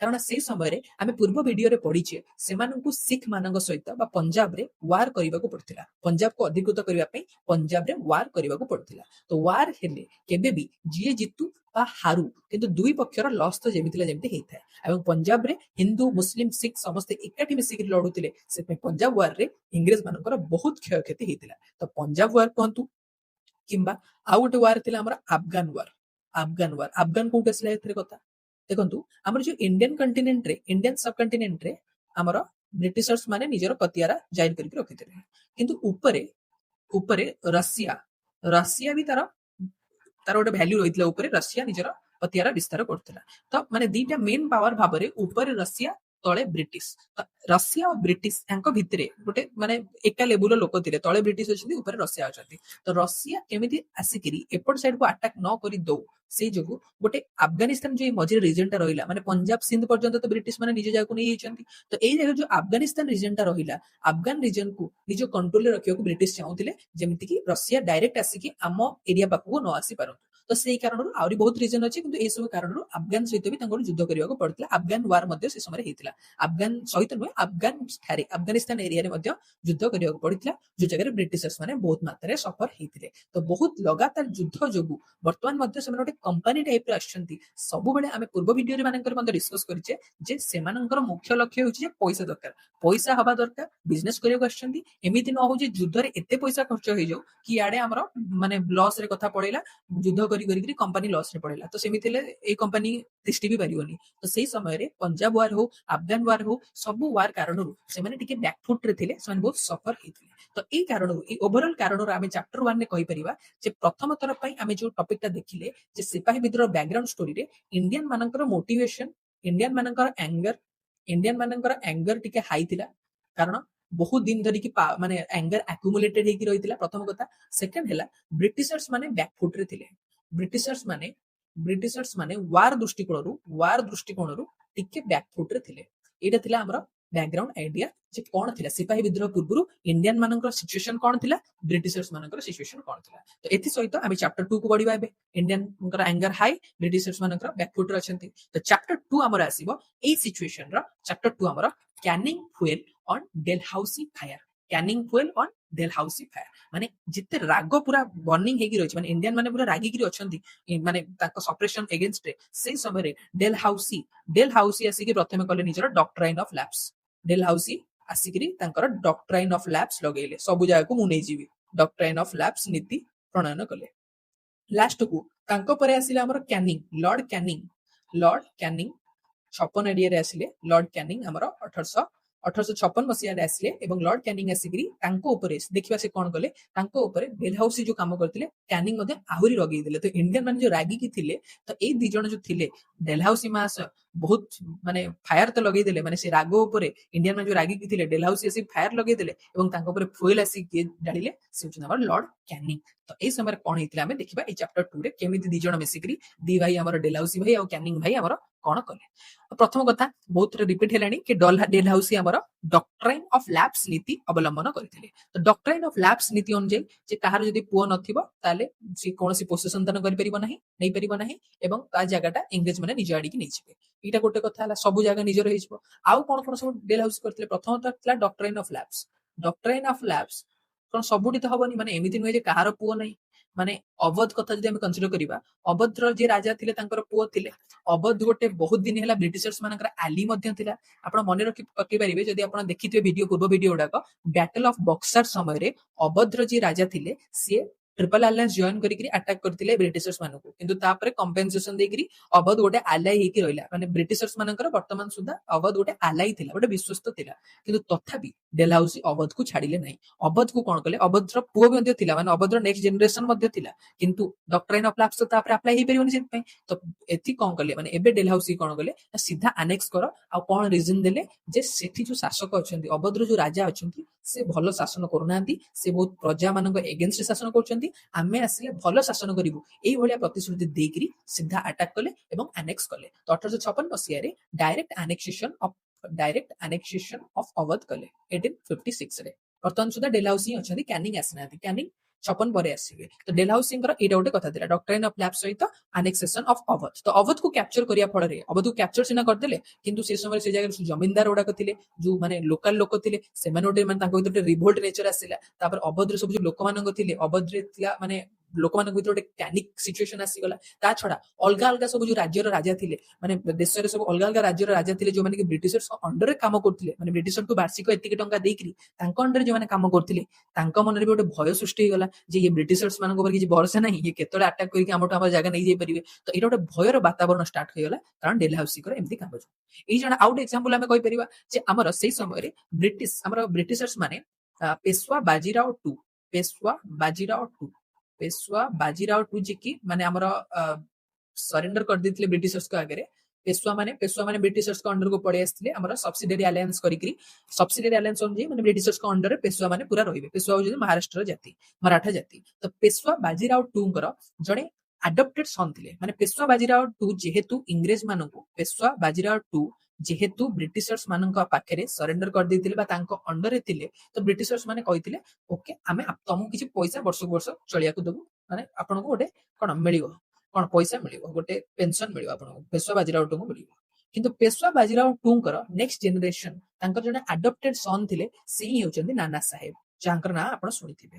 ତ ନାନା ସାହେବ ହଉଛନ୍ତି ପେଶୱା ବାଜିରାଓ ଟୁଙ୍କର ଜଣେ ଆଡପ୍ଟେଡ ସନ୍। ତ ବ୍ରିଟିଶର୍ସ ମାନେ କହିଲେ ଯେ ଆମେ ନାନା ସାହେବଙ୍କୁ କୌଣସି ପେନସନ ଦେବୁ ନାହିଁ, କାରଣ ଡେଲହାଉସି ଏପର୍ଯ୍ୟନ୍ତ ପୁରା ରେଡି ଅଛନ୍ତି ଯେ ବାସ୍ ଆଉ କିଛି କରିବା ନାହିଁ। ଡେଲହାଉସିଙ୍କର ମାଇଣ୍ଡସେଟ୍ ଏଇଟା ଯେ ଇଂରେଜ ମାନେ ବର୍ତ୍ତମାନ ଆମେ ସବୁ ଜାଗାକୁ ଆମ ନିଜ ଅଣ୍ଡରରେ ଆଣିବୁ, ଏ ଲୋକାଲ ରାଜାଙ୍କର ହୁକୁମତ ଆଉ ଚଳିବ ନାହିଁ। ତ ପେଶୱା ବାଜିରାଓ ଟୁଙ୍କ ନେକ୍ସଟ ଜେନେରେସନ ଯୋଉ ଥିଲା, ତାଙ୍କୁ ସେ ପେନସନ ଦେବାକୁ ସିଧାସଳଖ ମନା କରିଦେଲେ, ନାନା ସାହେବକୁ କୌଣସି ପଇସା ମିଳିବ ନାହିଁ। ଆଉ ଗୋଟେ କଥା ହେଇଗଲା। ତାପରେ 3 ନମ୍ବର କଥା ଦେଖନ୍ତୁ, ରାଣୀ ଲକ୍ଷ୍ମୀବାଇ ଆମର କୋଉଟର ଝାନ୍ସୀର ରାଣୀ ଲକ୍ଷ୍ମୀବାଇ, ତାଙ୍କର ଯେତେବେଳେ ତାଙ୍କର ହଜବେଣ୍ଡଙ୍କର ଡେଥ ହେଇଯାଇଥିଲା, ତାଙ୍କର ହଜବେଣ୍ଡଙ୍କ ଡେଥ ପରେ ସେଇ କଥା ପୁଣି ଥରେ ଡକ୍ଟ୍ରାଇନ୍ ଅଫ ଲ୍ୟାପ୍ସ, ହଜବେଣ୍ଡଙ୍କ ତାଙ୍କର ଯେତେବେଳେ ଡେଥ ହେଇଗଲା ତାପରେ ସିଏ ଚାହୁଁଥିଲେ ଯେ ତାଙ୍କର ଆଡପ୍ଟେଡ ସନ୍ ଯିଏ ଅଛି ତାକୁ ସେ ରାଜା କରିବା ପାଇଁ। ଆଡପ୍ଟେଡ ସନ୍ ସେତେବେଳେ ବହୁତ ଛୋଟ ଥିଲା, କିନ୍ତୁ ଯେହେତୁ ଗୋଟେ ମାନେ ସେତେବେଳେ ନାମକୁ ମାତ୍ର ରାଜା ଏବଂ ପରବର୍ତ୍ତୀ ସମୟରେ ଜଣେ ମେନ୍ ରାଜା କରିବେ ବୋଲି ସେ ଚାହୁଁଥିଲେ ତାଙ୍କୁ ନିଜର ଆଡପ୍ଟେଡ ସନ୍କୁ। ଝାନ୍ସୀ ରାଣୀ ଲକ୍ଷ୍ମୀବାଇଙ୍କୁ ମଧ୍ୟ ମନା କରିଦିଆଗଲା, ଝାନ୍ସୀ ରାଣୀକୁ ମଧ୍ୟ ମନା କରିଦିଆଗଲା, ସିଏ ନିଜର ପୁଅକୁ, ଯିଏ ଛୋଟ ଅଛି ଏବେ, ତାକୁ ପରବର୍ତ୍ତୀ ସମୟରେ ହଉ ପଛେ କିନ୍ତୁ ଆଡପ୍ଟେଡ ମାନେ ତାକୁ ସିଏ ନିଜର ପରବର୍ତ୍ତୀ ଦାୟଦ ବା ପରବର୍ତ୍ତୀ ଶାସକ କରିପାରିବେ ନାହିଁ। ତ ନାନା ସାହେବକୁ ପେନସନ ଦେବାକୁ ମନା କଲେ, ଲକ୍ଷ୍ମୀବାଇଙ୍କୁ କଣ କଲେ ନା ତମ ପୁଅକୁ ତମେ ବସେଇ ପାରିବ ନାହିଁ, ଝାନ୍ସୀ ଆମର ହେଇଯିବ ବର୍ତ୍ତମାନ, ଏମିତି କରିକି ଚାଲିଲା। ଆଉ ଅବଧକୁ ତ ସିଧା କ୍ୟାପଚର କରିଦେଇଛନ୍ତି। ଏ ସବୁ ଚାଲିଛି, ମାନେ ଏ ସବୁ ଗୋଟେ ସର୍ଟ କୋଶ୍ଚିନ୍ ମଧ୍ୟ ହେଇପାରିବ, କୋଉ ଜାଗାରେ କଣ ହେଇଥିଲା, କିଏ କୋଉଥିପାଇଁ ଆସିଲା। ନେକ୍ସଟ ହଉଛି, ତାପରେ ମେନ୍ କଥା ହେଲା ସେ ସମୟରେ ବର୍ତ୍ତମାନ ମୁଗଲ ଏପର୍ଯ୍ୟନ୍ତ ଯାଇନାହାନ୍ତି। ମୁଗଲ ନାମକୁ ମାତ୍ର ହଉ ପଛେ ଅଛନ୍ତି, ମୁଗଲ ନାମକୁ ମାତ୍ର ହଉ ପଛେ ଅଛନ୍ତି। ଆମେ ମୁଗଲ ମାନଙ୍କର ପତନର ଭିଡିଓରେ ଦେଖିଥିଲେ ଶେଷ ମୁଗଲ ସମ୍ରାଟ କିଏ ଥିଲେ, ବାହାଦୁର ଶାହା ଜାଫର। ତ ବାହାଦୁର ଶାହ ଜାଫର ବର୍ତ୍ତମାନ ସୁଦ୍ଧା ମଧ୍ୟ ଅଛନ୍ତି, ଦିଲ୍ଲୀରେ ଅଛନ୍ତି, ନାମକୁ ମାତ୍ର ହେଡ୍ ହେଇକିରି ଅଛନ୍ତି। ତ ବାହାଦୁର ଶାହ ଜାଫରଙ୍କୁ ଡେଲହାଉସି ଅର୍ଡର ଦେଲେ, 1849 ମସିହାରେ ଅର୍ଡର ଦେଇଥିଲେ ଯେ ରେଡ୍ ଫୋର୍ଟରୁ ବାହାରି ଯାଅ, ତମେ ରେଡ୍ ଫୋର୍ଟରେ ରୁହନି। ରେଡ୍ ଫୋର୍ଟରେ ରହିବା ମାନେ ଯୋଉ ରେଡ୍ ଫୋର୍ଟ ଥିଲା ସେ ସମୟରେ ମାନେ ମୁଗଲ ଏମ୍ପୋରିୟର ମାନଙ୍କ ରହିବାର ଜାଗା ଥିଲା। ସେ କହିଲେ ଯେ ବାହାଦୁର ଶାହ ବର୍ତ୍ତମାନ, ବାହାଦୁର ଶାହ ମାନେ ସିଧା କହିଲେ ବାହାଦୁର ଶାହଙ୍କୁ ବାହାରି ଯିବାକୁ, ବାହାଦୁର ଶାହଙ୍କର ଯିଏ ବି ସକ୍ସେସର ମାନେ ଆଗକୁ ଆସିବ ସେ କେବେ ବି ରେଡ୍ ଫୋର୍ଟରେ ରହିପାରିବ ନାହିଁ। ବାହାଦୁର ଶାହଙ୍କୁ ରେସପେକ୍ଟ କରୁଥିଲେ, ରାଜା ଟାଇପର ଲୋକ। ମାନେ ମେନ୍ କଥା ବାହାଦୁର ଶାହଙ୍କ ପରେ ଆଉ କେହି ବି ତାଙ୍କର ପରବର୍ତ୍ତୀ ବଂଶର ଲୋକ ରେଡ୍ ଫୋର୍ଟରେ ରହିପାରିବେ ନାହିଁ। ଆଉ ଗୋଟେ କଥା ହେଲା, ୟାଙ୍କ ପରେ ଯୋଉ କ୍ୟାନିଂ ଆସିଲେ, ଡେଲହାଉସି ତ ପୁରା ଏମିତି କରିଦେଇ ଗଲେ। କ୍ୟାନିଂ ଆସିକି 1856ରେ କହିଲେ, କ୍ୟାନିଂ ଆସି 1856ରେ କହିଲେ, ଲର୍ଡ କ୍ୟାନିଂଙ୍କ ନାଁ ମନେ ରଖନ୍ତୁ, ୟାଙ୍କରି ସମୟରେ ହିଁ ସିପାହୀ ବିଦ୍ରୋହ ହେଇଥିଲା। ଆମର ସିଏ ଆସିକି ନିଆଁ ଲଗେଇ ଦେଇକି ଗଲେ, ଡେଲହାଉସି ନିଆଁ ଲଗେଇ ଦେଇ ଗଲେ, କ୍ୟାନିଂ ଆସିକି ପେଟ୍ରୋଲ ଢାଳିଲେ। ତ ଲର୍ଡ କ୍ୟାନିଂ ଆସିକି କହିଲେ ଯେ ବାହାଦୁର ଶାହ ଯୋଉ ଅଛନ୍ତି ସିଏ ତ ରେଡ୍ ଫୋର୍ଟରେ ରହିପାରିବେ ନାହିଁ ବୋଲି ଡେଲହାଉସି କହିକି ଯାଇଥିଲେ। ଇଏ ଆହୁରି ଆସି କହିଲେ ୟାଙ୍କ ପରେ ଯୋଉ ପୁଅ ମାନେ ୟାଙ୍କର ଆସିବେ, ମାନେ ବାହାଦୁର ଶାହ ଜାଫରଙ୍କର ନେକ୍ସଟ ଜେନେରେସନ ଯୋଉମାନେ ଆସିବେ, ସେମାନଙ୍କୁ ଆଉ ମୁଗଲ ଏମ୍ପୋରିୟର ମଧ୍ୟ କୁହାଯିବ ନାହିଁ। ସେମାନଙ୍କୁ ଆଉ ମୁଗଲ ଏମ୍ପୋରିୟର ମଧ୍ୟ କୁହାଯିବ ନାହିଁ। ନାମକୁ ମାତ୍ର ହଉ ପଛେ କୁହାଯିବ ନାହିଁ। ସେମାନେ କେବଳ ପ୍ରିନ୍ସ ଭାବରେ କାମ କରିବେ। ପ୍ରିନ୍ସ ମାନେ ଗୋଟେ ପ୍ରିନ୍ସଲି ଷ୍ଟେଟ ଭଳିଆ ଯେମିତି ପ୍ରିନ୍ସ ଭାବେ ରହିକି କାମ କରିବେ। ଏମିତି ଯୋଉ ସମ୍ମାନ ଥିଲା ମୁଗଲ ମାନଙ୍କର ଦାୟଦ ଯୋଉ କୁହାଯାଉଥିଲା, ସେମିତି ଆଉ ତାଙ୍କ ନାଁରେ ରହିବ ନାହିଁ। ଏମିତି କରିକି ବାହାଦୁର ଶାହ ଜାଫରଙ୍କୁ ବି ପୁରା ହଇରାଣ କରିକି ରଖିଦେଇଥିଲେ। ତ ଦି ଭାଇ ଆମର କିଏ, ଇଏ ଡେଲହାଉସି ଆଉ ତାପରେ କ୍ୟାନିଂ ପୁରା ସମସ୍ତଙ୍କ ସହିତ ଗଣ୍ଡଗୋଳ କରିବାର ଆଟିଚ୍ୟୁଡ ପୁରା ସେଟ୍ କରିକି ରଖିଥିଲେ। ଆଉ ଗୋଟେ କଥା ହେଲା ଯେ ଲାଷ୍ଟକୁ ଯଦି ଆମେ କହିପାରିବା ଯେ ବ୍ରିଟିଶର୍ସ ମାନେ ଆମର ଧର୍ମ ଉପରେ ମଧ୍ୟ ଆଟାକ କରିଥିଲେ। ଧର୍ମକୁ ନେଇ ଆଟାକ କରିଥିଲେ। କେମିତି ଧର୍ମକୁ ନେଇ ଆଟାକ କରିଥିଲେ? ପ୍ରଥମେ ତ ସେ ଖ୍ରୀଷ୍ଟିଆନିଟି ସ୍ପ୍ରେଡ କରିବାକୁ ଚାହୁଁଥିଲେ। ଖ୍ରୀଷ୍ଟିଆନିଟି ସ୍ପ୍ରେଡ କରିବାକୁ ଚାହୁଁଥିଲେ। ବିଭିନ୍ନ ପ୍ରକାରରେ ହେଉ, ହିନ୍ଦୁ ମୁସଲିମଙ୍କ ଉପରେ ଖ୍ରୀଷ୍ଟିଆନିଟି ସ୍ପ୍ରେଡ କରିବାକୁ ଚାହୁଁଥିଲେ, କନଭର୍ସନ କରିବାକୁ ଚାହୁଁଥିଲେ। ଏମିତି ଗୋଟେ ରୁଲ ମଧ୍ୟ 1850 ମସିହାରେ ଆସିଥିଲା ଯେ ଯଦି ମାନେ ଖ୍ରୀଷ୍ଟିଆନିଟିକୁ ମାନେ ଗଭର୍ଣ୍ଣମେଣ୍ଟ ଏମିତି ଲ କଲା ଯେ ଖ୍ରୀଷ୍ଟିଆନିଟିକୁ ଆପଣଙ୍କୁ ଆଡପ୍ଟ କରିବାକୁ ପଡିବ ଯଦି ପ୍ରପର୍ଟି ଇନହେରିଟ କରିବାର ଅଛି। ମାନେ ଯଦି ପୂର୍ବପୁରୁଷଙ୍କଠୁ ତମକୁ ପ୍ରପର୍ଟି ଆଣିବାର ଅଛି, ତାହେଲେ ଖ୍ରୀଷ୍ଟିଆନିଟିକୁ ଆଡପ୍ଟ କରିବାକୁ ପଡିବ। ଏଇଭଳିଆ କିଛି ଲ ମଧ୍ୟ ଆଡପ୍ଟ କରିଥିଲା। ଯାହା ବି ଆମେ ଏଇଟା ଭାବିପାରିବା ଯେ ଖ୍ରୀଷ୍ଟିଆନିଟି ଉପରେ ବହୁତ ଫୋକସ କରାଯାଉଥିଲା। ଆଉ ଗୋଟେ କଥା ଥିଲା ଯେ ମାନେ ଏଇ ଯୋଉ ମାନେ ବ୍ରିଟିଶର୍ସ ମାନଙ୍କର ଆର୍ମି ଥିଲା, ବ୍ରିଟିଶ ମାନଙ୍କର ଯୋଉ ଆର୍ମି ଥିଲା, ସେ ବ୍ରିଟିଶ ଆର୍ମିରେ ହିନ୍ଦୁ ବି ଥିଲେ, ମୁସଲିମ ବି ଥିଲେ। କିନ୍ତୁ ସେଇ ଆର୍ମିରେ କେତେ ଗୁଡେ ଖ୍ରୀଷ୍ଟିଆନ ପ୍ରିଷ୍ଟ ମାନଙ୍କୁ ସ୍ଥାନ ଦିଆଯାଉଥିଲା। ଖ୍ରୀଷ୍ଟିଆନ ପ୍ରିଷ୍ଟ କୁହାଯାଉଥିଲା ଯେ ଏମାନେ ମୋରାଲି ସପୋର୍ଟ କରିବେ, ସ୍ପିରିଚୁଆଲି ସପୋର୍ଟ କରିବେ। ତ ସେଇ ଦୃଷ୍ଟିକୋଣରୁ କେତେ ଗୁଡେ ଖ୍ରୀଷ୍ଟିଆନ ପ୍ରିଷ୍ଟ ମାନଙ୍କୁ ଆର୍ମିରେ ସ୍ଥାନ ଦିଆଯାଉଥିଲା, ଯାହାକୁ ଚାପ୍ଲେନ କୁହାଯାଉଥିଲା। ଚାପ୍ଲେନ ଚାପ୍ଲେନ ଚାପ୍ଲେନ। କିନ୍ତୁ ଏହା ଦ୍ୱାରା ହିନ୍ଦୁ ଆଉ ମୁସଲିମ ମାନେ ଭାବୁଥିଲେ ଯେ ସୋଲଜର ମାନେ ଥିଲେ ଇଏ ଆମ ଧର୍ମ ଏଗେନଷ୍ଟରେ ଯିବେ, ଆମ ଧର୍ମ ଏଗେନଷ୍ଟରେ ମଧ୍ୟ କଥା ଆସିପାରେ। ତ ଏଇ ସବୁ କାରଣ ଆମେ ଯାହା ବି ଏପର୍ଯ୍ୟନ୍ତ ଡିସକସ କଲେ, ଚାପ୍ଟର 2 ଏଟା ଆମର ଥିଲା। ସେଇ ଚାପ୍ଟର 2 ରେ ଆମର ଡେଲହାଉସି ଏବଂ କ୍ୟାନିଂଙ୍କର ଯୋଉ ୱାର୍କ ଥିଲା, ଡେଲହାଉସି ଏବଂ କ୍ୟାନିଂଙ୍କର ଯୋଉ କାମ ଥିଲା, ଡେଲହାଉସି ଘର ଭାଙ୍ଗିଦେଲେ, ନିଆଁ ଲଗେଇଲେ, କ୍ୟାନିଂ ଆସିକି ତା ଉପରେ ଆଉ ଯାହା ଥିଲା କାମ କଲେ। ଡେଲହାଉସି ଆଉ କ୍ୟାନିଂ ମିଶିକିରି ରାଗକୁ ଆହୁରି ବଢେଇ ଦେଲେ, ନିଆଁ ଲଗେଇ ଦେଲେ। ମାନେ ଲୋକଙ୍କ ମନରେ ଆହୁରି ରାଗ ସୃଷ୍ଟି ହେଇଗଲା। କୋଉ ଜାଗାରେ କାହାର କଣ ଅସୁବିଧା ହେଲା ସେଟା ଆମେ ଦେଖିଲେ। ଅବଧକୁ ସିଧା ଆନେକ୍ସେସନ କରିଦେଲେ, ଲକ୍ଷ୍ମୀବାଇଙ୍କ ପୁଅକୁ ରାଜା ହବାକୁ ଦେଲେ ନାହିଁ। ତାପରେ ଇଏ ନାନା ସାହେବକୁ ପଇସା ଦେବାକୁ ମନା କରିଦେଲେ। ବାହାଦୁର ଶାହ ଜାଫରକୁ କହିଲେ ତମ ନେକ୍ସଟ ଜେନେରେସନ ରେଡ୍ ଫୋର୍ଟରୁ ବାହାରିବ, ତାପରେ ତମେ ତ ରାଜା କିନ୍ତୁ ତମ ପୁଅ ଆଉ ରାଜା ନୁହେଁ, କେବଳ ଯୁବରାଜ ମାନେ ପ୍ରିନ୍ସ ନାମରେ ହିଁ ଜଣାଶୁଣା ହେଇପାରିବ। ତ ଏଇଟା ଥିଲା ଆମର ଚାପ୍ଟର 2 ର ସମୟ। ତ ଏଥି ସହିତ ଚାପ୍ଟର 2 ର ମାନେ ପୁରା ଫୁଲ ପ୍ରଥମ ଚାପ୍ଟର 1 ରେ ଆମେ ବ୍ୟାକଗ୍ରାଉଣ୍ଡ ଦେଖିଲେ, ଲୋକମାନଙ୍କ ଭିତରେ କେମିତି ଆଙ୍ଗର ଆକୁମୁଲେଟେଡ ହେଲା। ସେକେଣ୍ଡ ରେ ଆମେ ଦେଖିଲେ ଯେ ଡାଇରେକ୍ଟ ଇଫେକ୍ଟ କଣ କଣ ସବୁ ଥିଲା। ବର୍ତ୍ତମାନ ଆମେ ଚାପ୍ଟର 3 ଦେଖିବା କେମିତି ଫାଇନାଲି ଏ ସବୁକୁ ନେଇକିରି ସିପାହୀ ବିଦ୍ରୋହ ଆରମ୍ଭ ହେଇଥିଲା। ସିଧାସଳଖ ଏ ଟପିକର ନାଁ ହେଉଛି ସେପୟ ସେଡ୍ नो। ମାନେ ଏ ସବୁ ଜିନିଷ ଯୋଉ ହଉଥିଲା ତାହାକୁ ସିପାହୀ ମାନେ ମନା କଲେ। ମାନେ କଥା ଆମର ଯୋଉ ବିଦ୍ରୋହ ଥିଲା ସେଟା ସିପାହୀ ମାନଙ୍କ ଠାରୁ ହିଁ ଆରମ୍ଭ ହେଇଥିଲା। କୋଉ ସିପାହୀ ନା ବ୍ରିଟିଶ ଆର୍ମିର ସିପାହୀ, British Indian army. British Indian ଆର୍ମିରେ ଯୋଉ ଆମର ଇଣ୍ଡିଆନ ସିପାହୀ ମାନେ ଥିଲେ ସେଇମାନଙ୍କ ଠାରୁ ହିଁ ଏ ବିଦ୍ରୋହ ଷ୍ଟାର୍ଟ ହେଇଥିଲା। ସେ ଯୋଗକୁ ସିପାହୀ ବିଦ୍ରୋହ କୁହାଯାଏ। ତ ସିପାହୀ ବିଦ୍ରୋହ କେମିତି ଫାଇନାଲ ଷ୍ଟାର୍ଟ ହେଲା ଦେଖିବା। ପ୍ରୋବ୍ଲେମସ ଅନ ସିପୋଇ, ଏଟା ତ ଆମେ ବହୁତ କିଛି ଦେଖି ସାରିଲେଣି। ସେ ପ୍ରୋବ୍ଲେମସ ଅଫ ସିପୋଇ କଣ ଥିଲା, ସେଇ ଜିନିଷ ଇଣ୍ଡିଆନ ସୋସାଇଟିରେ ଆମେ ଏପର୍ଯ୍ୟନ୍ତ ଯାହା ବି ଦେଖିଲେ ସେ ପ୍ରୋବ୍ଲେମ ସିପାହୀ ମାନଙ୍କର ବି ଥିଲା। ମାନେ ସେମାନେ ବି ତ ସେ ସୋସାଇଟିର ଲୋକ ନା। ତାପରେ ରିଲିଜିଅନ ପ୍ରୋବ୍ଲେମ ଥିଲା। ପ୍ରଥମ ଥିଲା ଯେ ସୋସାଇଟି ପ୍ରୋବ୍ଲେମ, ତାପରେ ରିଲିଜିଅନର ପ୍ରୋବ୍ଲେମ, ତାପରେ ମେନ୍ କଥା ଚାପ୍ଲେନର ପ୍ରୋବ୍ଲେମ, ଚାପ୍ଲେନ ଆଣିକି ରଖାଯାଉଥିଲା। ତାପରେ ମାସ୍କ ପିନ୍ଧିବା, ମାନେ ବିଭିନ୍ନ ମାର୍କ ରଖିବା, ହାତରେ ମାର୍କ ରଖିବା, ବିୟର୍ଡ ରଖିବା, ଟର୍ବାନ ପିନ୍ଧିବା, ୟା ଉପରେ ବି ବ୍ରିଟିଶର୍ସ ମାନେ ଆକ୍ଷେପ କରୁଥିଲେ। ତାପରେ ଗୋଟେ ନୂଆ ରୁଲ ମଧ୍ୟ 1856 ମସିହାରେ ଆସିଲା ଯେ ତମକୁ ଯାଇକି ବାହାର ଦେଶରେ ଯାଇ କାମ କରିବାକୁ ପଡିବ। ମାନେ ଯଦି ଯୁଦ୍ଧ ଆଉ କୋଉଠି ହେଲା, ମାନେ ଆମେରିକାରେ କିଛି ଯୁଦ୍ଧ ହେଲା, ତ ଇଣ୍ଡିଆନ ମାନଙ୍କୁ ଯାଇକି ଇଣ୍ଡିଆନ ସୋଲଜର ମାନଙ୍କୁ ଯାଇ କାମ କରିବାକୁ ପଡିବ। କିନ୍ତୁ ସେ ସମୟରେ ଗୋଟେ ହିନ୍ଦୁ ମାନଙ୍କର ଗୋଟେ ବିଚାରଧାରା ଥିଲା ଯେ ଯଦି ସମୁଦ୍ର ବାହାରକୁ ଯାଇକି ସମୁଦ୍ର ତଟକୁ ଲଙ୍ଘିକିରି ଯଦି କୋଉ ଜାଗାକୁ ତମେ ଯାଉଛ, ବିଦେଶକୁ ଯାଉଛ, ତାହେଲେ ସେଇଟା ଧର୍ମ ବିରୋଧୀ ଥିଲା। ତ ସେଇଟା ତାଙ୍କ ଏଗେନଷ୍ଟ ଥିଲା। ତାପରେ ଇନଫେରିୟରିଟି ଫିଲିଂ ତ ଥିଲା ହିଁ, ମାନେ ବ୍ରିଟିଶର ମାନଙ୍କର ସିପାହୀକୁ ବେଶୀ ପଇସା ମିଳୁଥିଲା, ସେମାନେ ବେଶୀ କମ କାମରେ ବେଶୀ ପଇସା ମିଳୁଥିଲା, ତାଙ୍କୁ ବେଶୀ ରେସପେକ୍ଟ ମିଳୁଥିଲା, ତାଙ୍କର ପୋଜିସନ ମଧ୍ୟ ବେଶୀ ଥିଲା। ଯେତେ କାମ କଲେ ବି ପଇସା କମ ମିଳୁଥିଲା, ଫ୍ୟୁଚର ସ୍କୋପ କିଛି ନଥିଲା। ତାପରେ ପଇସା ପତ୍ର ମାନେ କିଛି ଯାହା ବି ସବୁ ପୂର୍ବରୁ ଆଲାୱାନ୍ସ ମିଳୁଥିଲା, ଧୀରେ ଧୀରେ ଧୀରେ ଧୀରେ ତାକୁ କାଟି ଦିଆଗଲା। ଏବଂ ଫାଇନାଲି ଆମେ ଯୋଉ ଏବେ ଦେଖିଲେ ଅବଧର ଯୋଉ ଆନେକ୍ସେସନ ହେଇଗଲା, ସେଇଟା ଆହୁରି ମଧ୍ୟ ସିପାହୀ ମାନଙ୍କ ଭିତରେ ଆଙ୍ଗର ସୃଷ୍ଟି କଲା ଯେ ଏମାନେ ଆମ ଜାଗାକୁ ନଉଛନ୍ତି, ବର୍ତ୍ତମାନ ଏମକୁ ଆମେ କେବଳ କଣ୍ଟ୍ରୋଲ କରୁନାହାନ୍ତି, ଇଏ ଆମ ଜାଗାକୁ ନଉଛନ୍ତି। ତ ଏଇଟା ଥିଲା ସିପାହୀ ମାନଙ୍କ ପ୍ରୋବ୍ଲେମ। ମେନ୍ ଜେନେରାଲ ପ୍ରୋବ୍ଲେମ ବି ଥିଲା, ନିଜର ପର୍ସନାଲ ପ୍ରୋବ୍ଲେମ ବି ଥିଲା। କିନ୍ତୁ ଏ ସବୁ ପ୍ରୋବ୍ଲେମ ଭିତରେ ଇମିଡିଏଟ କଜ କଣ ଥିଲା, କାହିଁକି ସିପାହୀ ବିଦ୍ରୋହ ଆରମ୍ଭ ହେଲା? ତାହେଲେ ସିପାହୀ ବିଦ୍ରୋହ ଆରମ୍ଭ ହବାର ରିଜନ ଥିଲା ଗୋଟେ ବନ୍ଧୁକ। କୋଉ ବନ୍ଧୁକ? ନା ଆମର ଗୋଟେ ଏନଫିଲ୍ଡ ରାଇଫେଲ ଥିଲା। ଏନଫିଲ୍ଡ ରାଇଫେଲ ଏନଫିଲ୍ଡ ରାଇଫେଲ ଗୋଟେ ଆର୍ମିରେ ନୂଆ କରି ଆସିଲା ବନ୍ଧୁକ ଗୋଟେ ଥିଲା। ସେଇଥିରେ ଏନଫିଲ୍ଡ ରାଇଫେଲରେ ଗୋଟେ ମାନେ କ୍ୟାଟ୍ରିଜ ପଡୁଥିଲା, ମାନେ ବନ୍ଧୁକରେ ଗୋଟେ ଗନ୍ ପକେଇବା ପାଇଁ ଗୋଟେ କ୍ୟାଟ୍ରିଜ ପଡୁଥିଲା। ଏବଂ ସେଇଥିରେ ତାକୁ ପକେଇବା ପୂର୍ବରୁ ସେଟା କାମ କରିବା ପାଇଁ ତାକୁ ଏମିତି ଦାନ୍ତରେ ଛିଣ୍ଡେଇକି, ମାନେ ଯାହା ଦେଖନ୍ତୁ ଏମିତି ଦାନ୍ତରେ ଛିଣ୍ଡେଇକିରି ତାପରେ ତା ଦେହରେ ପକେଇବାକୁ ଇନସର୍ଟ କରିବାକୁ ପଡୁଥିଲା, ବନ୍ଧୁକରେ ଇନସର୍ଟ କରିବାକୁ ପଡୁଥିଲା। କିନ୍ତୁ ସେ ଯୋଉ କ୍ୟାଟ୍ରିଜ ଥିଲା, ଯାହାକୁ ଦାନ୍ତରେ ଛିଣ୍ଡେଇବାକୁ ପଡୁଥିଲା, ତା ଉପରେ ଗୋଟେ ଗ୍ରୀସ୍ ପେପର ଲାଗିଥିଲା। ତା ଉପରେ ଗୋଟେ ଗ୍ରୀସ୍ ପେପର ଲାଗିଥିଲା। ଆଉ ସେ ଯୋଉ ଗ୍ରୀସ୍ ପେପରଟା ଲାଗିଥିଲା, ଯୋଉ ଗ୍ରୀସ୍ ପେପରଟା ଲାଗିଥିଲା, ସେ ଗ୍ରୀସ୍ ପେପରଟା ପିଗ୍ ଫ୍ୟାଟ, ପିଗ୍ର ଫ୍ୟାଟ କିମ୍ବା ବିଫ୍ ରୁ ତିଆରି ହେଇଥିଲା। ବିଫ୍ଟା ହିନ୍ଦୁ ମାନଙ୍କର ଧର୍ମ ବିରୋଧୀ ଏବଂ ପିଗ୍ ଫ୍ୟାଟ ମୁସଲିମ ମାନଙ୍କର ଧର୍ମ ବିରୋଧୀ। ଦି ଜଣଙ୍କ ଧର୍ମ ଏଗେନଷ୍ଟରେ ଥିଲା ଏବଂ ତାଙ୍କୁ କଣ କରାଉଥିଲା, ପାଟିରେ ଛିଣ୍ଡେଇକି ତାପରେ ପକେଇବାକୁ ପଡିବ, ମାନେ ପାଟିରେ ଲଗେଇବାକୁ ପଡୁଥିଲା ନିଜର ଧର୍ମ ବିରୋଧୀ ଜିନିଷ। ତ ଏଇଟା ଥିଲା ମେନ୍ ଇମିଡିଏଟ କଜ ଯେ ହିନ୍ଦୁ ଆଉ ମୁସଲିମ ମାନେ ଯୋଉ ରାଗିକିରି ଥିଲେ, ଏଇ କାରଣରୁ ସେମାନେ ଏକ ସହ୍ୟ କରିଲେ ନାହିଁ।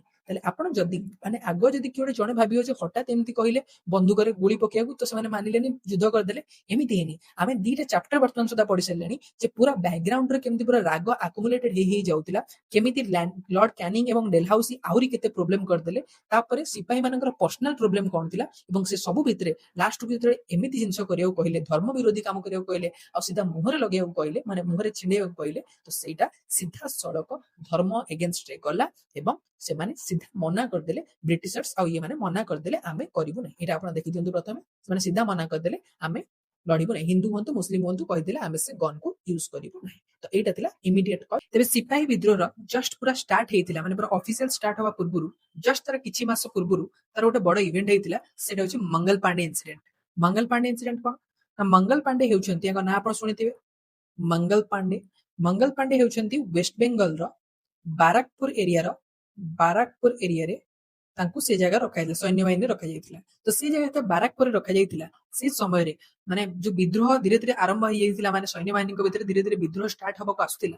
ତ ତାର ପ୍ରଭାବରେ ମଙ୍ଗଲ ପାଣ୍ଡେ ସିଙ୍ଗଲ ହ୍ୟାଣ୍ଡେଡଲି ନିଜେ ନିଜ ସିନିୟର ଅଫିସର ମାନଙ୍କୁ ଆଟାକ କରିଥିଲେ। ନିଜର ସିନିୟର ଅଫିସର ଯୋଉମାନେ ଥିଲେ, ବ୍ରିଟିଶର୍ସ ମାନେ ଥିଲେ, ତାଙ୍କୁ ସେ ଆଟାକ କରିଥିଲେ। ଏବଂ ଏହି ଆଟାକ କରିବା କାରଣରୁ ତାଙ୍କୁ ମାନେ ପୁଣି ତାଙ୍କୁ ଦଣ୍ଡିତ କରାଗଲା। ଏବଂ ଦଣ୍ଡିତ କରିବାକୁ ଯାଇକିରି ମାର୍ଚ୍ଚ 29 1857 ମସିହା ତ ଚାଲିଛି, 2 ଦିନ ଥିଲା, ମାର୍ଚ୍ଚ 29 1857 ମସିହାରେ ତାଙ୍କୁ ଏକ୍ସିକ୍ୟୁଟେଡ କରାଗଲା, ମାନେ ତାଙ୍କୁ ଫାଶୀ ଦଣ୍ଡରେ ଦଣ୍ଡିତ କରାଗଲା। ଫାଶୀ ଦଣ୍ଡରେ ଦଣ୍ଡିତ କରାଗଲା। ଫାଶୀ ଦଣ୍ଡ ଦଣ୍ଡିତ କରାଗଲା। ତାହେଲେ ତାଙ୍କୁ ମାନେ ହ୍ୟାଙ୍ଗ ହେଇନାହାନ୍ତି ଏ ଦିନ, ମାନେ ୟଙ୍ଗ ସୋଲଜର ସେ ଥିଲେ। 29 ମାର୍ଚ୍ଚ 1857 ମସିହାରେ ସିଙ୍ଗଲ ହ୍ୟାଣ୍ଡେଡଲି ସେ ଅଫିସର ମାନଙ୍କୁ, ସିନିୟର ଅଫିସର ମାନଙ୍କୁ ଆଟାକ କରିବା କାରଣରୁ ମାର୍ଚ୍ଚ 29 1857 ରେ ତାଙ୍କୁ ଫାଶୀ ଦଣ୍ଡରେ ଦଣ୍ଡିତ କରାଗଲା। ଏବଂ ଫାଇନାଲି ଏପ୍ରିଲ 8 ତାରିଖ ଦିନ, ଏପ୍ରିଲ 8 1857 ଏପ୍ରିଲ 8 1857 ତାରିଖ ମସିହାରେ ତାଙ୍କୁ ଫାଶୀରେ ଝୁଲେଇ ଦିଆଯାଇଥିଲା। ମଙ୍ଗଲ ପାଣ୍ଡେଙ୍କୁ ଫାଶୀରେ ଝୁଲେଇ ଦେଇଥିଲେ, ଶହୀଦ ହେଇଯାଇଥିଲେ ସେ 1857 ଏପ୍ରିଲ ମାସ 8 ତାରିଖ, ମାନେ 29 ଦିଆଗଲା। ତାପରେ ତାର 11 ଦିନ ପରେ 10 ଦିନ ପରେ ଆମର ଏପ୍ରିଲ 8 ତାରିଖ ଦିନ 1857 ମସିହାରେ ତାଙ୍କର ଫାଶୀ ଦଣ୍ଡରେ ତାଙ୍କୁ ଝୁଲେଇ ଦିଆଯାଇଥିଲା। ତ ମଙ୍ଗଲ ପାଣ୍ଡେ କୋଉଠାରେ ଥିଲେ? ୱେଷ୍ଟ ବେଙ୍ଗଲ ବାରାକପୁର ଥିଲେ। କେବେ ଫାଶୀ ଦଣ୍ଡ ପାଇଥିଲେ? ମାର୍ଚ୍ଚ 29 ରେ ପାଇଥିଲେ। ଏବଂ ତାଙ୍କୁ ଫାଇନାଲି ଏପ୍ରିଲ 8 ତାରିଖ ଦିନ, ଏପ୍ରିଲ 8 1857 ଦିନ ପୁରା ହତ୍ୟା କରାଯାଇଥିଲା। ପ୍ରଥମରୁ କଣ ଏପ୍ରିଲ 18 ବୋଲି ତାଙ୍କୁ ଫିକ୍ସ କରାଯାଇଥିଲା, ତାଙ୍କୁ ଫାଶୀ ଦଣ୍ଡ ଏପ୍ରିଲ 18 ଦିଆଯିବ। କିନ୍ତୁ ମାନେ ସୈନ୍ୟବାହିନୀ ମାନଙ୍କ ଭିତରେ ବଢୁଥିବା ବିଦ୍ରୋହ ତଥା କୌଣସି ପ୍ରୋବ୍ଲେମ ସିଚୁଏସନ ନ ହଉ, ମାନେ ବେଶୀ ଦିନ ତାଙ୍କୁ ରଖିଲେ କୌଣସି ପ୍ରୋବ୍ଲେମ ସିଚୁଏସନ ନ ହେଉ, ସେଥିପାଇଁ ତାଙ୍କୁ ପ୍ରିପୋନ କରିକିରି 8 ତାରିଖ ଦିନ ହିଁ ଫାଶୀ ଦଣ୍ଡରେ ଝୁଲେଇ ଦିଆଯାଇଥିଲା। ତାହେଲେ ଏଇ ଝୁଲେଇବା ସହିତ ଫାଶୀ ଦଣ୍ଡ ଦିଆଯିବା ସହିତ ମଙ୍ଗଲ ପାଣ୍ଡେକୁ ଫାଶୀ ଦଣ୍ଡ ଦିଆଯିବା ସହିତ ଗୋଟେ ଫାଇନାଲି ଗୋଟେ ଓଭରଅଲ ଗୋଟେ ଷ୍ଟାର୍ଟ ହେଇଯାଇଥିଲା, ମାନେ ବିଦ୍ରୋହ ପୁରା ଆହୁରି ଗୋଟେ ନେକ୍ସଟ ରୂପ ନେଇଥିଲା। ତେବେ ଏହାକୁ ନେଇକିରି ୟାର ଜଷ୍ଟ ୟା ପରେ ହେଇଥିଲା ମିରଟରେ ବିଦ୍ରୋହ। ମିରଟ କୋଉଠି? ମିରଟ ଟିକେ ଦେଖନ୍ତୁ ମ୍ୟାପରେ କୋଉ ଜାଗାରେ ଅଛି। ଏଇ ଜାଗାରେ ଅଛି ଆମର ଦିଲ୍ଲୀ। ଦିଲ୍ଲୀ ଏଇ ଜାଗାରେ, ଏଠି ଅଛି ମିରଟ ଉତ୍ତରପ୍ରଦେଶ। ମିରଟ ଉତ୍ତରପ୍ରଦେଶ। ଏପଟ ସାଇଡରେ ଆମର ବାରାକପୁର ଥିବ, ୱେଷ୍ଟ ବେଙ୍ଗଲର ବାରାକପୁର। କିନ୍ତୁ ଏଇ ଜାଗାରେ ୟୁପିର ଯୋଉ ମିରଟ ଠାରେ ଯୋଉ ଥିଲା, ସେଇ ଜାଗାରେ ସୈନ୍ୟବାହିନୀ ମାନଙ୍କ ଭିତରେ ବିଦ୍ରୋହ ଷ୍ଟାର୍ଟ ହେଇଗଲା। ସୈନ୍ୟବାହିନୀଙ୍କ ଭିତରେ ବିଦ୍ରୋହ କାହିଁକି ହେଲା ପ୍ରଥମେ ତ ସେଇଟା ଆପଣ ଦେଖିଥିଲେ, ମାନେ ଏଇ ଯୋଉ ଦାନ୍ତରେ ଛିଣ୍ଡେଇକିରି ପକେଇବାକୁ ପଡିବ ସେ ଯୋଉ ଏନଫିଲ୍ଡ ରାଇଫେଲରେ, ତ ତାକୁ ନେଇକିରି 24 ଏପ୍ରିଲ 1857 ମସିହାରେ 24 ଏପ୍ରିଲ 1857 ମସିହାରେ ଆର୍ମି ଅଫିସର୍ସ ମାନେ ଇଣ୍ଡିଆନ ହୁଅନ୍ତୁ, ଇଣ୍ଡିଆନ ମାନେ ହିନ୍ଦୁ ହୁଅନ୍ତୁ କିମ୍ବା ମୁସଲିମ ହୁଅନ୍ତୁ, ବୋଥ ହିନ୍ଦୁ ଆଣ୍ଡ ମୁସଲିମ ଯୋଉ ସୈନ୍ୟବାହିନୀ ଥିଲେ, ସେମାନେ ସିଧାସଳଖ ମନା କଲେ ଯେ ଆମେ ଏନଫିଲ୍ଡ ରାଇଫେଲକୁ ଛୁଇଁବୁ ନାହିଁ, ଆମେ ଯୁଦ୍ଧ କରିବୁ ନାହିଁ। ସେଥିପାଇଁ ସେମାନେ ଅସ୍ତ୍ର ତ୍ୟାଗ କଲେ। ଏଇ ଅସ୍ତ୍ର ତ୍ୟାଗ ଘଟଣାକୁ ଭିତ୍ତି କରିକିରି 9 ମେ ଏବେ ଚାଲିଛି ମେ ମାସ, ଏଇ ମାସରେ ହିଁ 9 ମେ, ଏଇ ଦିନଟା ମନେ ରଖନ୍ତୁ, 9 ମେ 1857 ମସିହାରେ 85 ଜଣ ସୋଲଜରଙ୍କୁ ଇମ୍ପ୍ରିଜନମେଣ୍ଟ କରାଗଲା ଏବଂ ତାଙ୍କୁ ଅସମ୍ମାନିତ କରାଯିବା ସହିତ, ବହୁତ ହ୍ୟୁମିଲେଟ କରାଯିବା ସହିତ ଇମ୍ପ୍ରିଜନମେଣ୍ଟ କରାଗଲା 9 ମେ 1857 ମସିହାରେ। କାରଣ 24 ଏପ୍ରିଲ ତାରିଖ ଦିନ ସେ ମନା କରିଥିଲେ ଆମେ ଯୁଦ୍ଧ କରିବୁ ନାହିଁ, ମାନେ ଆମେ ଏନଫିଲ୍ଡ ହତିଆର ଯୋଉ ଥିଲା, ଯୁଦ୍ଧ ହତିଆର ଥିଲା, ବନ୍ଧୁକ ଥିଲା, ତାକୁ ଆମେ ଛୁଇଁବୁ ନାହିଁ, ୟୁଜ କରିବୁ ନାହିଁ। ତାହେଲେ ଏହାକୁ ଭିତ୍ତି କରି ଯୋଉ 9 ମେ ରେ ତାଙ୍କୁ ଇମ୍ପ୍ରିଜନ କରାଗଲା, ଏଇଟା ପୁରା ଶେଷ ପଦକ୍ଷେପ ଥିଲା। ମାନେ ଏଇଟା ଗୋଟେ ଯୋଉ ସହ୍ୟ କରିବାର ସୀମା, ଏଇଟା ବ୍ରିଟିଶର୍ସ ମାନେ ଉଲ୍ଲଂଘନ କରିଥିଲେ ଏବଂ ଭାରତୀୟ ସୈନ୍ୟମାନେ ଯୋଉ ଥିଲେ ସେମାନେ ଏକତ୍ରିତ ହେଇଥିଲେ। ଏବଂ ଜଷ୍ଟ ତା ପରଦିନ ହିଁ ମିରଟରେ ବିଦ୍ରୋହର ଷ୍ଟାର୍ଟ ହେଇଥିଲା। ଏବଂ 10 ମେ 1857, ଏଇଟା ହଉଛି ସବୁଠାରୁ ମୁଖ୍ୟ ତାରିଖ। 10 ମେ 1857 ତାରିଖରେ ଏମିତି ମନେ ରଖିପାରିବେ, 10ରେ ସେମାନେ ଭାବିଲେ ବସ୍ ବହୁତ ହେଇଗଲା। 10ରେ ସେମାନେ ଭାବିଲେ ବସ୍ ଇଂରେଜ ମାନଙ୍କର ଅତ୍ୟାଚାର ବହୁତ ହେଇଗଲା, ଆଉ ଆମେ ମାନେ ସହ୍ୟ କରିବୁ ନାହିଁ ତାକୁ। ତ ସେଇଥିପାଇଁ ମାନେ ବିଦ୍ରୋହ ପୁରା ଅଫିସିଆଲ ଗୋଟେ ବିଦ୍ରୋହ ଆରମ୍ଭ ହେଇଗଲା, ମ୍ୟୁଟିନି ଆରମ୍ଭ ହେଇଗଲା। ଏବଂ ଏଇ ଯୋଉ ସୈନ୍ୟବାହିନୀ ସବୁ ଥିଲେ, ଅଲଗା ସୈନ୍ୟବାହିନୀ ମାନେ ଥିଲେ, ମାନେ ଯେତେକ ବି ହିନ୍ଦୁ ମୁସଲିମ ସବୁ ସୋଲଜର୍ସ ମାନେ ଥିଲେ, ସେମାନେ ଗଲେ ନିଜ ଯୋଉ ସାଥୀ ମାନେ ଥିଲେ 85 ଜଣଙ୍କୁ ଯୋଉ ପୁରା ଇମ୍ପ୍ରିଜନମେଣ୍ଟ କରିକି ରଖାଯାଇଥିଲା, ତାଙ୍କୁ ସମସ୍ତଙ୍କୁ ରିଲିଜ କରାଯିବା ସହିତ ଅଫିସର ମାନଙ୍କୁ କିଲ କଲେ, ବ୍ରିଟିଶ ଅଫିସର ମାନଙ୍କୁ କିଲ କଲେ। ତ ଗୋଟେ ଅଫିସିଆଲି ବିଗିନିଂ ହେଇଗଲା ଏଇ ଜାଗାରୁ ସିପାହୀ ବିଦ୍ରୋହ ଏଇ ଜାଗାରେ। ମଙ୍ଗଲ ପାଣ୍ଡେଙ୍କ ଇନସିଡେଣ୍ଟଟା ସେଟା ଗୋଟେ ପୁରା ଆହୁରି ବେଶୀ ଇଫେକ୍ଟ ତ କରିଥିଲା, କିନ୍ତୁ ଅଫିସିଆଲ ଯଦି ଆମେ ଷ୍ଟାର୍ଟିଂ ଏରିଆ ଆମେ କହିବା, ତାହେଲେ 10 ମେ 1857 ମସିହାରେ ଏଇଟା ଗୋଟେ ଆରମ୍ଭ ହେଇଥିଲା। କିନ୍ତୁ ମିରଟ ଆମେ ଏବେ ଦେଖିଲେ, ଦେଖନ୍ତୁ ମ୍ୟାପରେ ମିରଟ କୋଉଠି, ଦିଲ୍ଲୀ କୋଉଠି? ମିରଟ ଟୁ ଦିଲ୍ଲୀ ବହୁତ ପାଖରେ ଏବଂ ଦିଲ୍ଲୀ ସେ ସମୟରେ ସେଣ୍ଟର ଥିଲା, ମାନେ ମୋଗଲ ଏମ୍ପରର ବି ସେଇଠି ଥିଲେ। ତ ସେଇ ଜାଗାରେ ରାତାରାତି ଯୋଉ ସୈନ୍ୟବାହିନୀ ଥିଲେ, ସିପାହୀ ମାନେ ଥିଲେ, ସେମାନେ ମିରଟରୁ ଗଲେ ଦିଲ୍ଲୀରେ ପହଞ୍ଚିଲେ। ରାତାରାତି ପହଞ୍ଚିଲେ, ମାନେ 10 ତାରିଖ ଦିନ ଏଠି ହେଲା, 11 ତାରିଖ ଦିନ ଜଷ୍ଟ ତା ପରଦିନ 11th ମେ 1857, 11th ମେ 1857 ରେ ସେମାନେ ଯାଇକିରି ଦିଲ୍ଲୀକୁ ସିଜ କଲେ, ଦିଲ୍ଲୀକୁ ସମ୍ପୂର୍ଣ୍ଣ ରୂପରେ ସିଜ କଲେ। 10 ତାରିଖ ଦିନ ବସ୍ ବହୁତ ହେଇଗଲା କହିଲେ, ତା ପରଦିନ ଯାଇକିରି ଦିଲ୍ଲୀକୁ ସମ୍ପୂର୍ଣ୍ଣ ରୂପେ ସିଜ କଲେ। ମିରଟର ସୈନ୍ୟବାହିନୀ ମାନେ ଥିଲେ। କିନ୍ତୁ ଦିଲ୍ଲୀରେ ସେ ସମୟରେ କିଏ ଥିଲେ? ମୋଗଲ ଏମ୍ପରିୟର କିଏ ଥିଲେ? ବାହାଦୁର ଶାହ ଜାଫର ଥିଲେ। ତ ସେଇ ସମୟରେ କଣ ହେଲା ନା, ଏମାନେ ମାନେ ସିପାହୀ ମାନେ ସିନା ବିଦ୍ରୋହ କରୁଥିଲେ, କିନ୍ତୁ ତାଙ୍କ ମାଇଣ୍ଡରେ ଗୋଟେ ଥିଲା ଯେ ମାନେ ଗୋଟେ ଅଫିସିଆଲ ଯୁଦ୍ଧ କରିବା ପାଇଁ, ମାନେ ଇଂରେଜ ମାନଙ୍କ ସହିତ ସିଧା ପୁରା ନେକ୍ ଟୁ ନେକ୍ ଯୁଦ୍ଧ କରିବା ପାଇଁ ଗୋଟେ ଇଣ୍ଡିଆର ଏମ୍ପରର ରହିବା ଦରକାର। ରାଜା ରାଜାଙ୍କ ସହିତ ଲଢିବ, ସୈନ୍ୟ ତାଙ୍କ ପାଇଁ ଲଢିବେ, କିନ୍ତୁ ଗୋଟେ ମେନ୍ ଅଫିସିଆଲ ଲିଡର ରହିବା ଦରକାର। ତ ସେଇଥିପାଇଁ ସେ କଣ କଲେ, ବାହାଦୁର ଶାହ ଜାଫରଙ୍କ ପାଖକୁ ଗଲେ, ଯିଏକି ମାତ୍ର ନାମକୁ ମାତ୍ର ହେଡ ଥିଲେ, କିନ୍ତୁ ହେଡ ତ ଥିଲେ। ତ ତାଙ୍କୁ ଯାଇକିରି ଜବରଦସ୍ତି ହଉ ବା ତାଙ୍କୁ ବୁଝେଇ ସୁଝେଇ ହଉ, ଯେମିତି ବି ହଉ, ବାହାଦୁର ଶାହ ଜାଫରଙ୍କୁ ସେ ଏମ୍ପରର ଅଫ ଇଣ୍ଡିଆ ଘୋଷଣା କଲେ।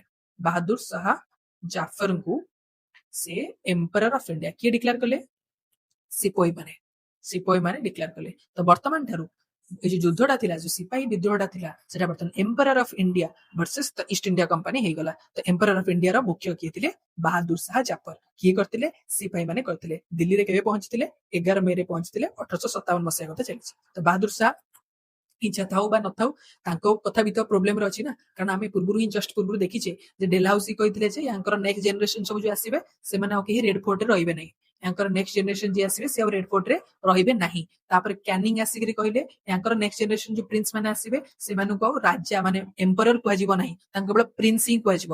ତ ଇଏ ବି ପୁରା ବ୍ୟାକଫୁଟରେ ଅଛନ୍ତି, ୟାଙ୍କର ମାନେ ଫ୍ୟୁଚର କଣ ହବ କିଛି ଜଣା ନାହିଁ। ଏ ସିପାହୀ ମାନେ କଣ କହୁଛନ୍ତି, ତ ହେଇଗଲା ଗୋଟେ ଚାଲ ଯୋଗ ଦେଇଦବା ସିପାହୀ ମାନେ ବାଧ୍ୟ କରୁଛନ୍ତି ତ ହେଇଗଲେ ମୋଗଲ ଏମ୍ପରର ଅଫ ଇଣ୍ଡିଆ ହେଇଗଲେ ଯଦି କିଛି ହେଇଗଲା ତ ଭଲ କଥା ତ ଏମିତି କରିକି ଧୀରେ ଧୀରେ ସିପାହୀ ବିଦ୍ରୋହ ଫେଲିବାରେ ଲାଗିଲା ଚାରିପଟକୁ ଏଆଡେ ସେଆଡେ ଯିବାକୁ ଲାଗିଲା ଧୀରେ ଧୀରେ ନର୍ଥ ଇଣ୍ଡିଆର ସବୁତକ ଏରିଆ କ୍ୟାପଚର ହେଲା ମାନେ ନର୍ଥ ଇଣ୍ଡିଆର ଯୋଉ ଯୋଉ ସବୁ ସିପାହୀ ମାନେ ଥିଲେ ମାନେ ଯୋଉମାନେ ଦେଖନ୍ତୁ ସେ ଜାଗାରେ ଦିଟା ଏରିଆ ଥିଲା ଗୋଟେ ହଉଛି ବ୍ରିଟିଶଙ୍କର ଡାଇରେକ୍ଟ କଣ୍ଟ୍ରୋଲରେ ଥିବା ଏରିଆ ଆଉ ଗୋଟେ ଥିଲା ଆଉ ଗୋଟେ ଥିଲା ଯୋଉ ବଡ ବଡ ରାଜା ମାନେ ପ୍ରିନ୍ସଲି ଷ୍ଟେଟ ମାନେ ଯୋଉ ଶାସନ କରୁଥିଲେ ସେ ଏରିଆ ତ ଯୋଉ ଜାଗାରେ ବ୍ରିଟିଶ ମାନେ ସିଧା ଶାସନ କରୁଥିଲେ ସେ ଜାଗାରେ ଯୋଉ ସିପାହୀ ମାନେ ଥିଲେ ସେମାନେ ତ ପୁରା ସିଧା ବିଦ୍ରୋହ ଆରମ୍ଭ କରିଦେଇଥିଲେ କିନ୍ତୁ ପ୍ରିନ୍ସଲି ଷ୍ଟେଟରେ ବି ଯୋଉମାନେ ଥିଲେ ପ୍ରିନ୍ସଲି ଷ୍ଟେଟର ଯୋଉ ସୈନ୍ୟବାହିନୀ ଥିଲେ ସେମାନେ ମଧ୍ୟ ନିଜ ରୁଲର ମାନଙ୍କ କଥା ମାନିବାକୁ ମନା କରିଥିଲେ ତ ପୁରା ନର୍ଦର୍ନ ଇଣ୍ଡିଆ ତାପରେ ସେଣ୍ଟ୍ରାଲ ଇଣ୍ଡିଆ ଏ ଇଣ୍ଡିଆ ପୁରା ଏତକ ଇଣ୍ଡିଆ ପୁରା ଧୀରେ ଧୀରେ ଆରମ୍ଭ ହେଇଗଲା এই ସିପାହୀ ବିଦ୍ରୋହ ଯୋଗଦେବା ସିଭିଲିଆନ ମାନେ ମଧ୍ୟ ହେଲ୍ପ କରିଥିଲେ ମାନେ ସାଧାରଣ ଲୋକମାନେ ମଧ୍ୟ ହେଲ୍ପ କରିଥିଲେ ଛୋଟ ଛୋଟ ପିଜେଣ୍ଟାରୀ ଆର୍ଟିସିଆନ ପୁରା ତଳ ଲେବୁଲର ଲୋକ ମେନ୍ କରି ୟୁପି ଆଉ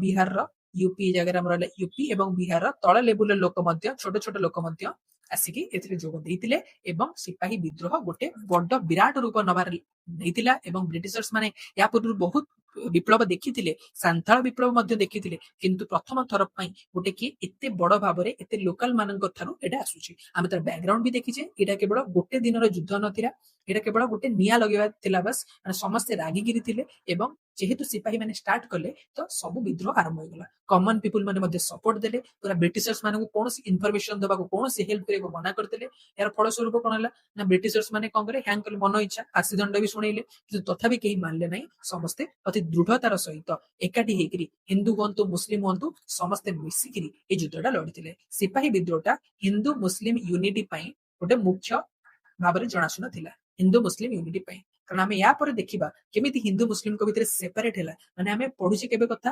1857 ମସିହା କଥା ତ 1857 ମସିହାରୁ 1900 ଆସୁ ଆସୁ କେମିତି ହିନ୍ଦୁ ଆଉ ମୁସଲମାନ ମାନେ ଅଲଗା ଅଲଗା ହେଇଗଲେ କେମିତି ଅଲଗା ଭାବନା ଆସିଲା ବା ତାଙ୍କ ଭିତରେ ଅଣା ଗଲା ଜବରଦସ୍ତି ସେଇଟା ଆମେ ଦେଖିବା କିନ୍ତୁ 1857 ମସିହା ସୁଦ୍ଧା ସେ ପର୍ଯ୍ୟନ୍ତ ହିନ୍ଦୁ ଆଉ ମୁସଲମାନ ଏକା ପତାକା ତଳେ ମାନେ ବାହାଦୁର ଶାହଙ୍କ ଅଣ୍ଡରରେ ଭଲ ଭାବରେ ଲଢୁଥିଲେ ଏବଂ ଏଇଟା ଗୋଟେ ଆମେ ଚାପ୍ଟର 3 ରେ ଦେଖିଲେ ଯୋଉ ସିପୋଇ ସେଡ୍ ନୋ ଏଇଟା ଥିଲା ତାର ମୁଖ୍ୟାଂଶ ତ ସିପୋଇ ମାନେ ଯୋଉ ସେଡ୍ ନୋ କହିଲେ ସିପାହୀ ମାନେ ମନା କଲେ ଆମେ ମାନିବୁ ନାହିଁ ତ ସେଥିପାଇଁ ସିପାହୀ ବିଦ୍ରୋହ ଆରମ୍ଭ ହେଲା କେବେଠୁ ଆରମ୍ଭ ହେଲା ଆମେ କହିପାରିବା 10 ମେ ରୁ ଆରମ୍ଭ ହେଲା 10th ମେ 1857 ରୁ ଆରମ୍ଭ ହେଲା କୋଉଠି ଆରମ୍ଭ ହେଲା ମିରଟରେ ଆରମ୍ଭ ହେଲା ମିରଟ ପରେ ସେମାନେ କୋଉଠି ଗଲେ ଦିଲ୍ଲୀକୁ ଗଲେ ଦିଲ୍ଲୀରେ ଯାଇକିରି ସେ କାହାକୁ ନିଜର ହେଡ କଲେ ଏମ୍ପରର କଲେ ବାହାଦୁର ଶାହ ଜାଫରଙ୍କୁ ଯେ ଶେଷ ମୁଗଲ ରାଜା ଥିଲେ ସେ ସମୟରେ ତାଙ୍କୁ ଯାଇକି ନିଜର ଲିଡର ଭାବରେ ବର୍ଣ୍ଣିତ କଲେ ଏବଂ ଏଥିସହିତ ମଙ୍ଗଲ ପାଣ୍ଡେ ଇନସିଡେଣ୍ଟ ତା ପୂର୍ବରୁ ହିଁ ହେଇଯାଇଥିଲା ମଙ୍ଗଲ ପାଣ୍ଡେଙ୍କୁ ଫାଶୀ ଦଣ୍ଡରେ କେବେ ଦିଆଯାଇଥିଲା 8th ଏପ୍ରିଲ 1857 ରେ କୋଉ ଜାଗାରେ ନା ୱେଷ୍ଟବେଙ୍ଗଲର ବାରାକପୁରରେ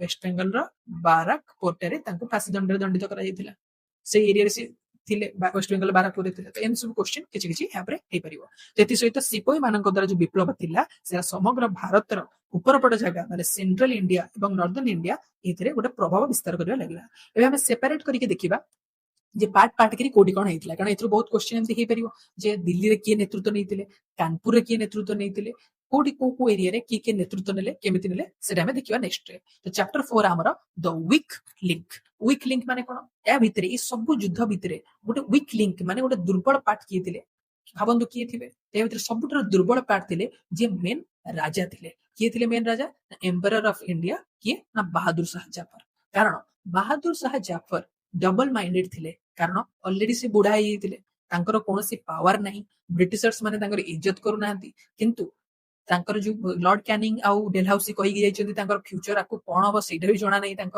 ନେକ୍ସଟ ବଂଶଧର ମାନଙ୍କ ସହିତ କଣ ହବ ସେଇଟା ବି ଜଣା ନାହିଁ ସିପାହୀ ମାନେ ଆସିକି କହୁଛନ୍ତି ଆମ ପାଇଁ ଯୁଦ୍ଧରେ ଲଢ ଇଏ ଭାବୁଥିଲେ ଯଦି ବାଇଚାନ୍ସ ସିପାହୀ ମାନେ ଜିତିଗଲେ ମାନେ ସିପାହୀ ମାନେ ଗୋଟେ କିଛି କରିଦେଲେ ତାହେଲେ ତ ମୁଁ ରାଜା ହେଇଯିବି ମାନେ ନାମକୁ ମାତ୍ର ହୁଏ ପଛେ କିନ୍ତୁ ଗୋଟେ ଏମ୍ପରର ହେଇକି ରହିବି କିନ୍ତୁ ଯଦି ହାରିଗଲି ତାହେଲେ ଇଂରେଜ ମାନେ ମତେ କାରାଦଣ୍ଡ ଦେଇଦେବେ କାରଣ ମୁଁ ୟାକୁ ସପୋର୍ଟ କରୁଛି ତ ଏମିତି ଡବଲ ମାଇଣ୍ଡେଡ ହେଇକିରି ସେ ଗୋଟେ କିଛି ଫୁଲ ପ୍ରୁଫ ଆକ୍ସନ ନଉନଥିଲେ ମାନେ ନାମକୁ ମାତ୍ର ଲିଡର ତ ଥିଲେ କିନ୍ତୁ ସେମିତି କୌଣସି ବରିଷ୍ଠ ପଦକ୍ଷେପ ନଉନଥିଲେ ଯାହା ଯୋଗୁଁ ସିପାହୀ ବିଦ୍ରୋହ ଗୋଟେ ନେକ୍ସଟ ଲେଭେଲକୁ ଯାଇପାରିବ ଗୋଟେ ଲିଡର ଭୂମିକା ଗ୍ରହଣ କରୁନଥିଲେ ସେଇଥିପାଇଁ ଆମେ ତାଙ୍କୁ କହିପାରିବା ସେ ଜଣେ ୱିକ୍ ଲିଙ୍କ ଥିଲେ এই সিপাহী বিদ্রোহরে উইক লিঙ্ক ଥିଲେ ଦିଲ୍ଲୀର ନିଜର ରାଜା ସେ ହଉଛନ୍ତି ଏମ୍ପରର ଅଫ ଇଣ୍ଡିଆ ବାହାଦୁର ଶାହ ଜାଫର କିନ୍ତୁ ଦିଲ୍ଲୀରେ ଯେହେତୁ ସେ ୱିକ୍ ଲିଙ୍କ ଥିଲେ ତ ଦିଲ୍ଲୀରେ ନେତୃତ୍ୱ କିଏ ନଉଥିଲେ ଏସବୁ ଜିନିଷର ସେ ହଉଛନ୍ତି ଏ ମାସ ବକତ ଖାନ ଜେନେରାଲ ବକତ ଖାନ ଜେନେରାଲ ବକତ ଖାନ କିଏ ଜେନେରାଲ ବକତ ଖାନ ବରେଲିର ବରେଲି ସେ ଉତ୍ତରପ୍ରଦେଶରେ ରହିଛି ଏଇ ଜାଗାରେ ଆମର ଏଇ ଜାଗାରେ ଦେଖନ୍ତୁ ଏଇଟା ମେରଠ ଏଇଟା ଦିଲ୍ଲୀ ଏଇପଟ ସାଇଡରେ ଅଛି ବରେଲି ତ ବରେଲିରେ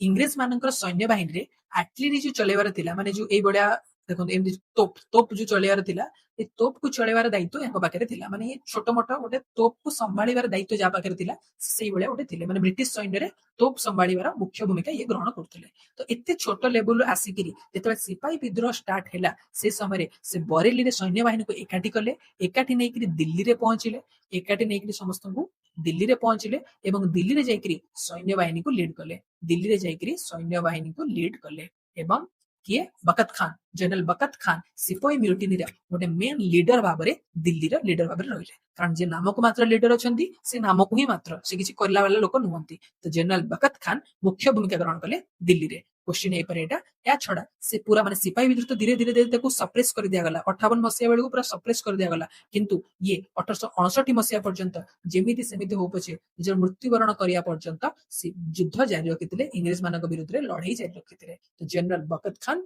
याक नाटा मन रखिबे तापरे दिल्ली परे आसी हमर नाना साहेब कोठी और से कोठार देखंतु नाना साहेब को विषय नाना साहेब को प्रॉब्लम कोन सेटा हम देखिचे टिके पूर्व नाना साहेब कहार थिले ना पुनार टिके शॉर्ट रे देखंतु पुनार जो पेशवा थिले बाजीराव टू से इंग्रेज मानक द्वारा डिफीट हे सरिया परे इंग्रेज मानक अंडर रे रहिथिले इंग्रेज माने अंडर रहया पई इंग्रेज माने कोन करथिले ना तांको पुनारु कानपुर एरिया को शिफ्ट कर देथिले बिथुर एरिया गोटे थिला जोटा कि कानपुर पाखरे तो सी एरिया को शिफ्ट कर देथिले तो वर्तमान कानपुर एरिया को जो आसी जाइतिले से जगह रे पेशवा बाजीराव टूंकर निजर के पुओ नथिले तो सी जो पोष्य पुत्र करथिले काहो करथिले नाना साहेब करथिले तो नाना साहेब होचंती जने पोष्य पुत्र अडॉप्टेड सन कहार अडॉप्टेड हेचंती का द्वारा पुनार पेशवाଙ୍କ द्वारा किंतु इंग्रेज मानकर तो डॉक्ट्रिन ऑफ लैप्स सी कहिले जे आमे पेशवाଙ୍କୁ जो दौथुलु पैसा माने जेतिकी आमे पेंशन प्रोवाइड करथुलु पेशवाଙ୍କୁ से पेंशन आमे तांकर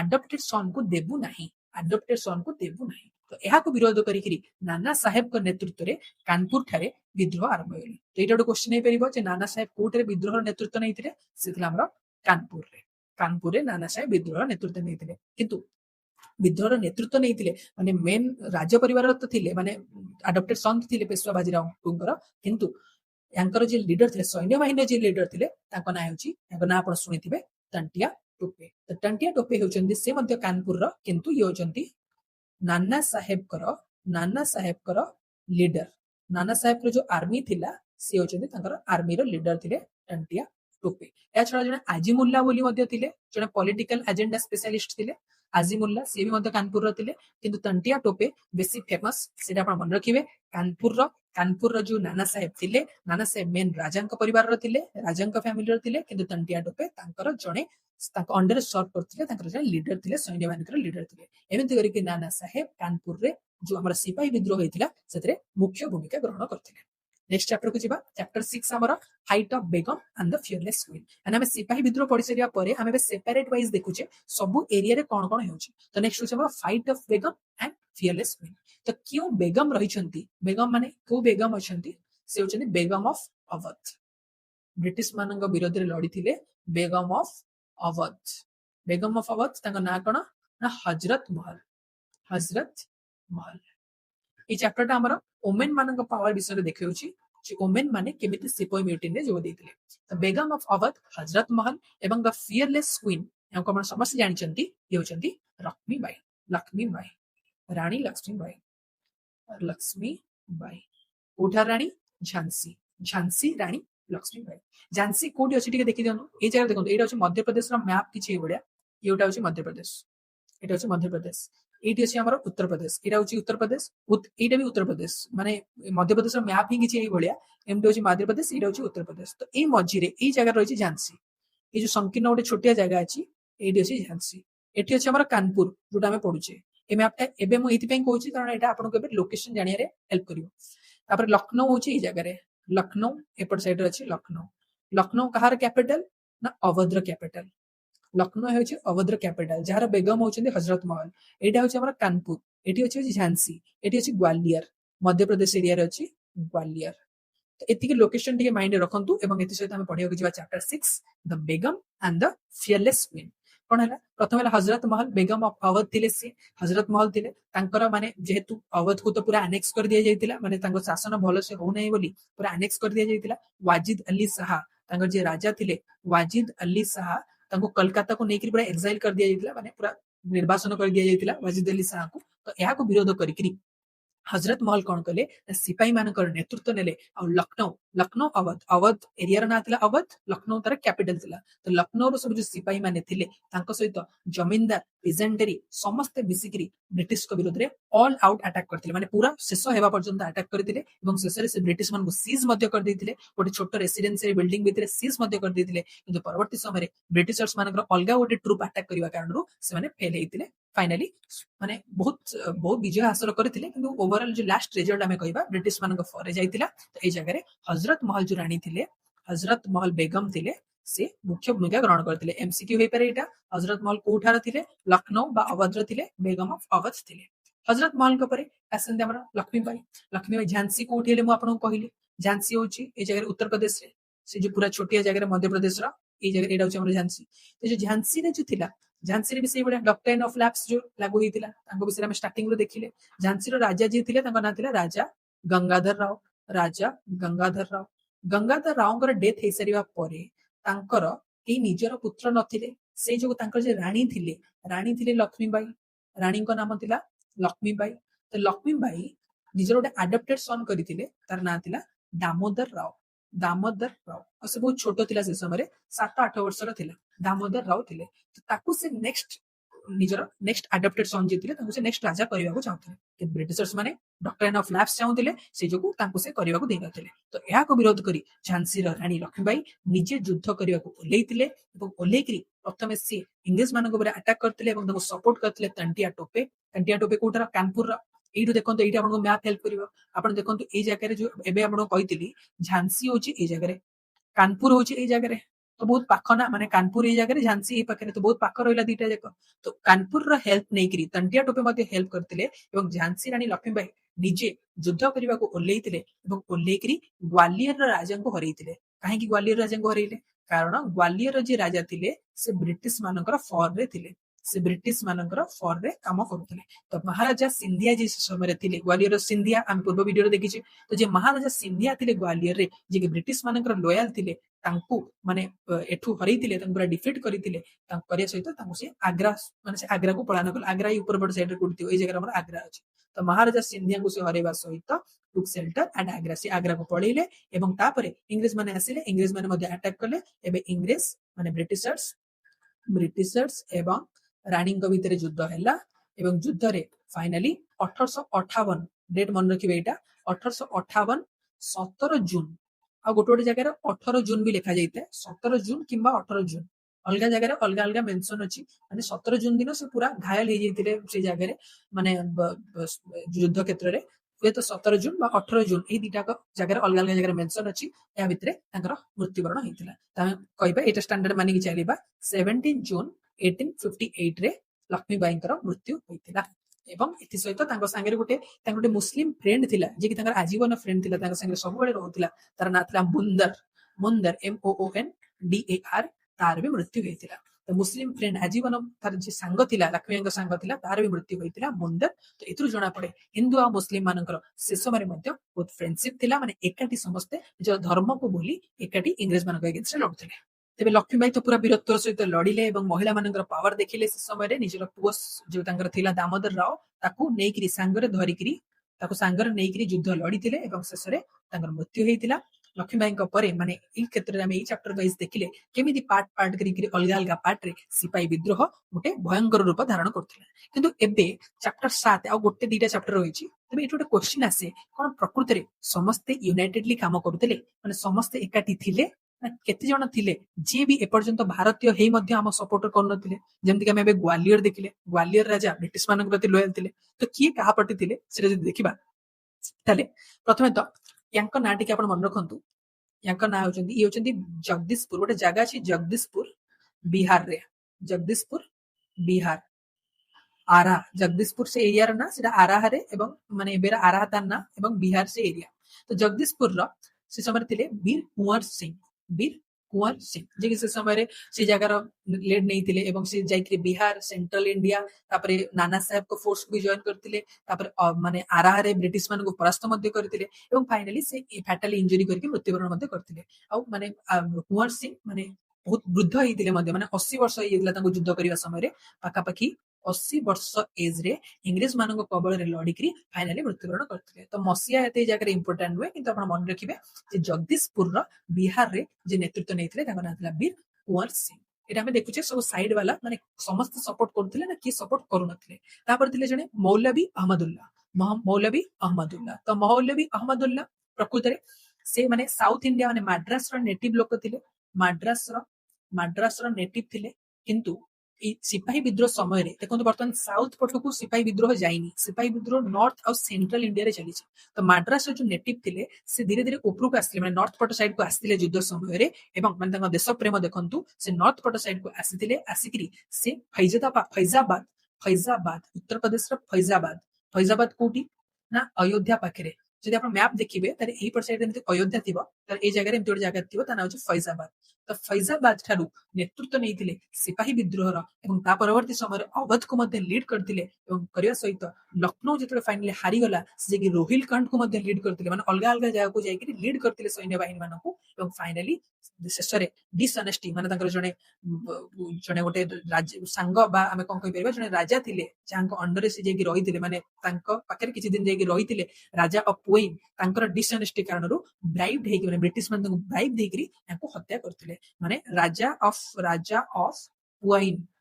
ପୁଆଇନ ମଧ୍ୟ ଉତ୍ତରପ୍ରଦେଶର ଗୋଟେ ଜାଗା ଥିଲା ସେ ସମୟରେ ରାଜା ପୁଏନକୁ ବ୍ରିଟିଶର୍ସ ମାନେ ବ୍ରାଇବ୍ ଦେଲେ ବ୍ରିଟିଶର୍ସ ମାନେ ଲାଞ୍ଚ ଦେଲେ ଏବଂ এই ଲାଞ୍ଚରେ ପ୍ରଭାବିତ ହେଇକିରି ୟାଙ୍କୁ ହତ୍ୟା କରାଯାଇଥିଲା ମୌଲବୀ ଅହମଦୁଲ୍ଲାଙ୍କୁ ହତ୍ୟା କରାଯାଇଥିଲା ତାହେଲେ ଏଇ ଦିଟା କଥାରୁ ଆପଣଙ୍କର ଏତିକି ମନେ ରଖିବା ଦରକାର ଯେ ଜଗଦୀଶପୁର ରହୁଥିଲେ ବୀର କୁंवर सिंह ଏବଂ ତାପରେ ଯୋଉ ନେକ୍ସଟ ରହିଲା ଆମର ମୌଲବୀ ଅହମଦୁଲ୍ଲା ସିଏ ଥିଲେ ଆମର ଅଯୋଧ୍ୟା ପାଖରେ ଯିଏ ଥିଲା ଫୈଜାବାଦ ଏରିଆର ଲୋକ ଥିଲେ ତାପରେ ଆଉ ଯେବେ ଦେଖନ୍ତୁ ଗ୍ୱାଲିୟର ଏବେ ଆମେ ଦେଖିଲେ ସାଙ୍ଗେ ସାଙ୍ଗେ ଗ୍ୱାଲିୟର ଆମ ସହିତ ନଥିଲା ମାନେ ଗ୍ୱାଲିୟର ବ୍ରିଟିଶର୍ସ ମାନଙ୍କ ସପୋର୍ଟରେ ଥିଲା ଗ୍ୱାଲିୟର ଇନ୍ଦୋର ନେପାଳ ପଟିଆଲା ଭୋପାଳ ଯୋଧପୁର ହାଇଦ୍ରାବାଦ ଏ ସବୁ ବ୍ରିଟିଶର୍ସ ମାନଙ୍କ ସପୋର୍ଟରେ ଥିଲା ହାଇଦ୍ରାବାଦରେ ତ ନିଜାମ ପୂର୍ବ ଭିଡିଓରେ ଆମେ ଦେଖିଛେ ଛତା ପାଟି ସେ ମାନେ ଯିଏ ସପୋର୍ଟ କରିବ ସେ ତାଙ୍କ ପଟେ ଯିଏ ପଇସା ଦବ ତାଙ୍କ ପଟେ ହାଇଦ୍ରାବାଦ ବ୍ରିଟିଶକୁ ସପୋର୍ଟ କରୁଥିଲା ଯୋଧପୁର ରାଜସ୍ଥାନ ପଟ ସାଇଡ ଯୋଧପୁର ବ୍ରିଟିଶକୁ ସପୋର୍ଟ କରୁଥିଲା ତାପରେ ଗ୍ୱାଲିୟର ଏବେ ଆମେ ସାଙ୍ଗେ ସାଙ୍ଗେ ଦେଖିଲେ ଗ୍ୱାଲିୟର ରାଣୀ ଲକ୍ଷ୍ମୀବାଇ ଯାହାଙ୍କୁ ପରାସ୍ତ କରିଥିଲେ ଗ୍ୱାଲିୟର ତଳେ ଆମର ମଧ୍ୟପ୍ରଦେଶରେ ଇନ୍ଦୋର ତାପରେ ହାଇଦ୍ରାବାଦ ଗଲା ପଟିଆଲା ଏପଟ ସାଇଡରେ ପଞ୍ଜାବରେ ହେଉଛି ଆମର ପଟିଆଲା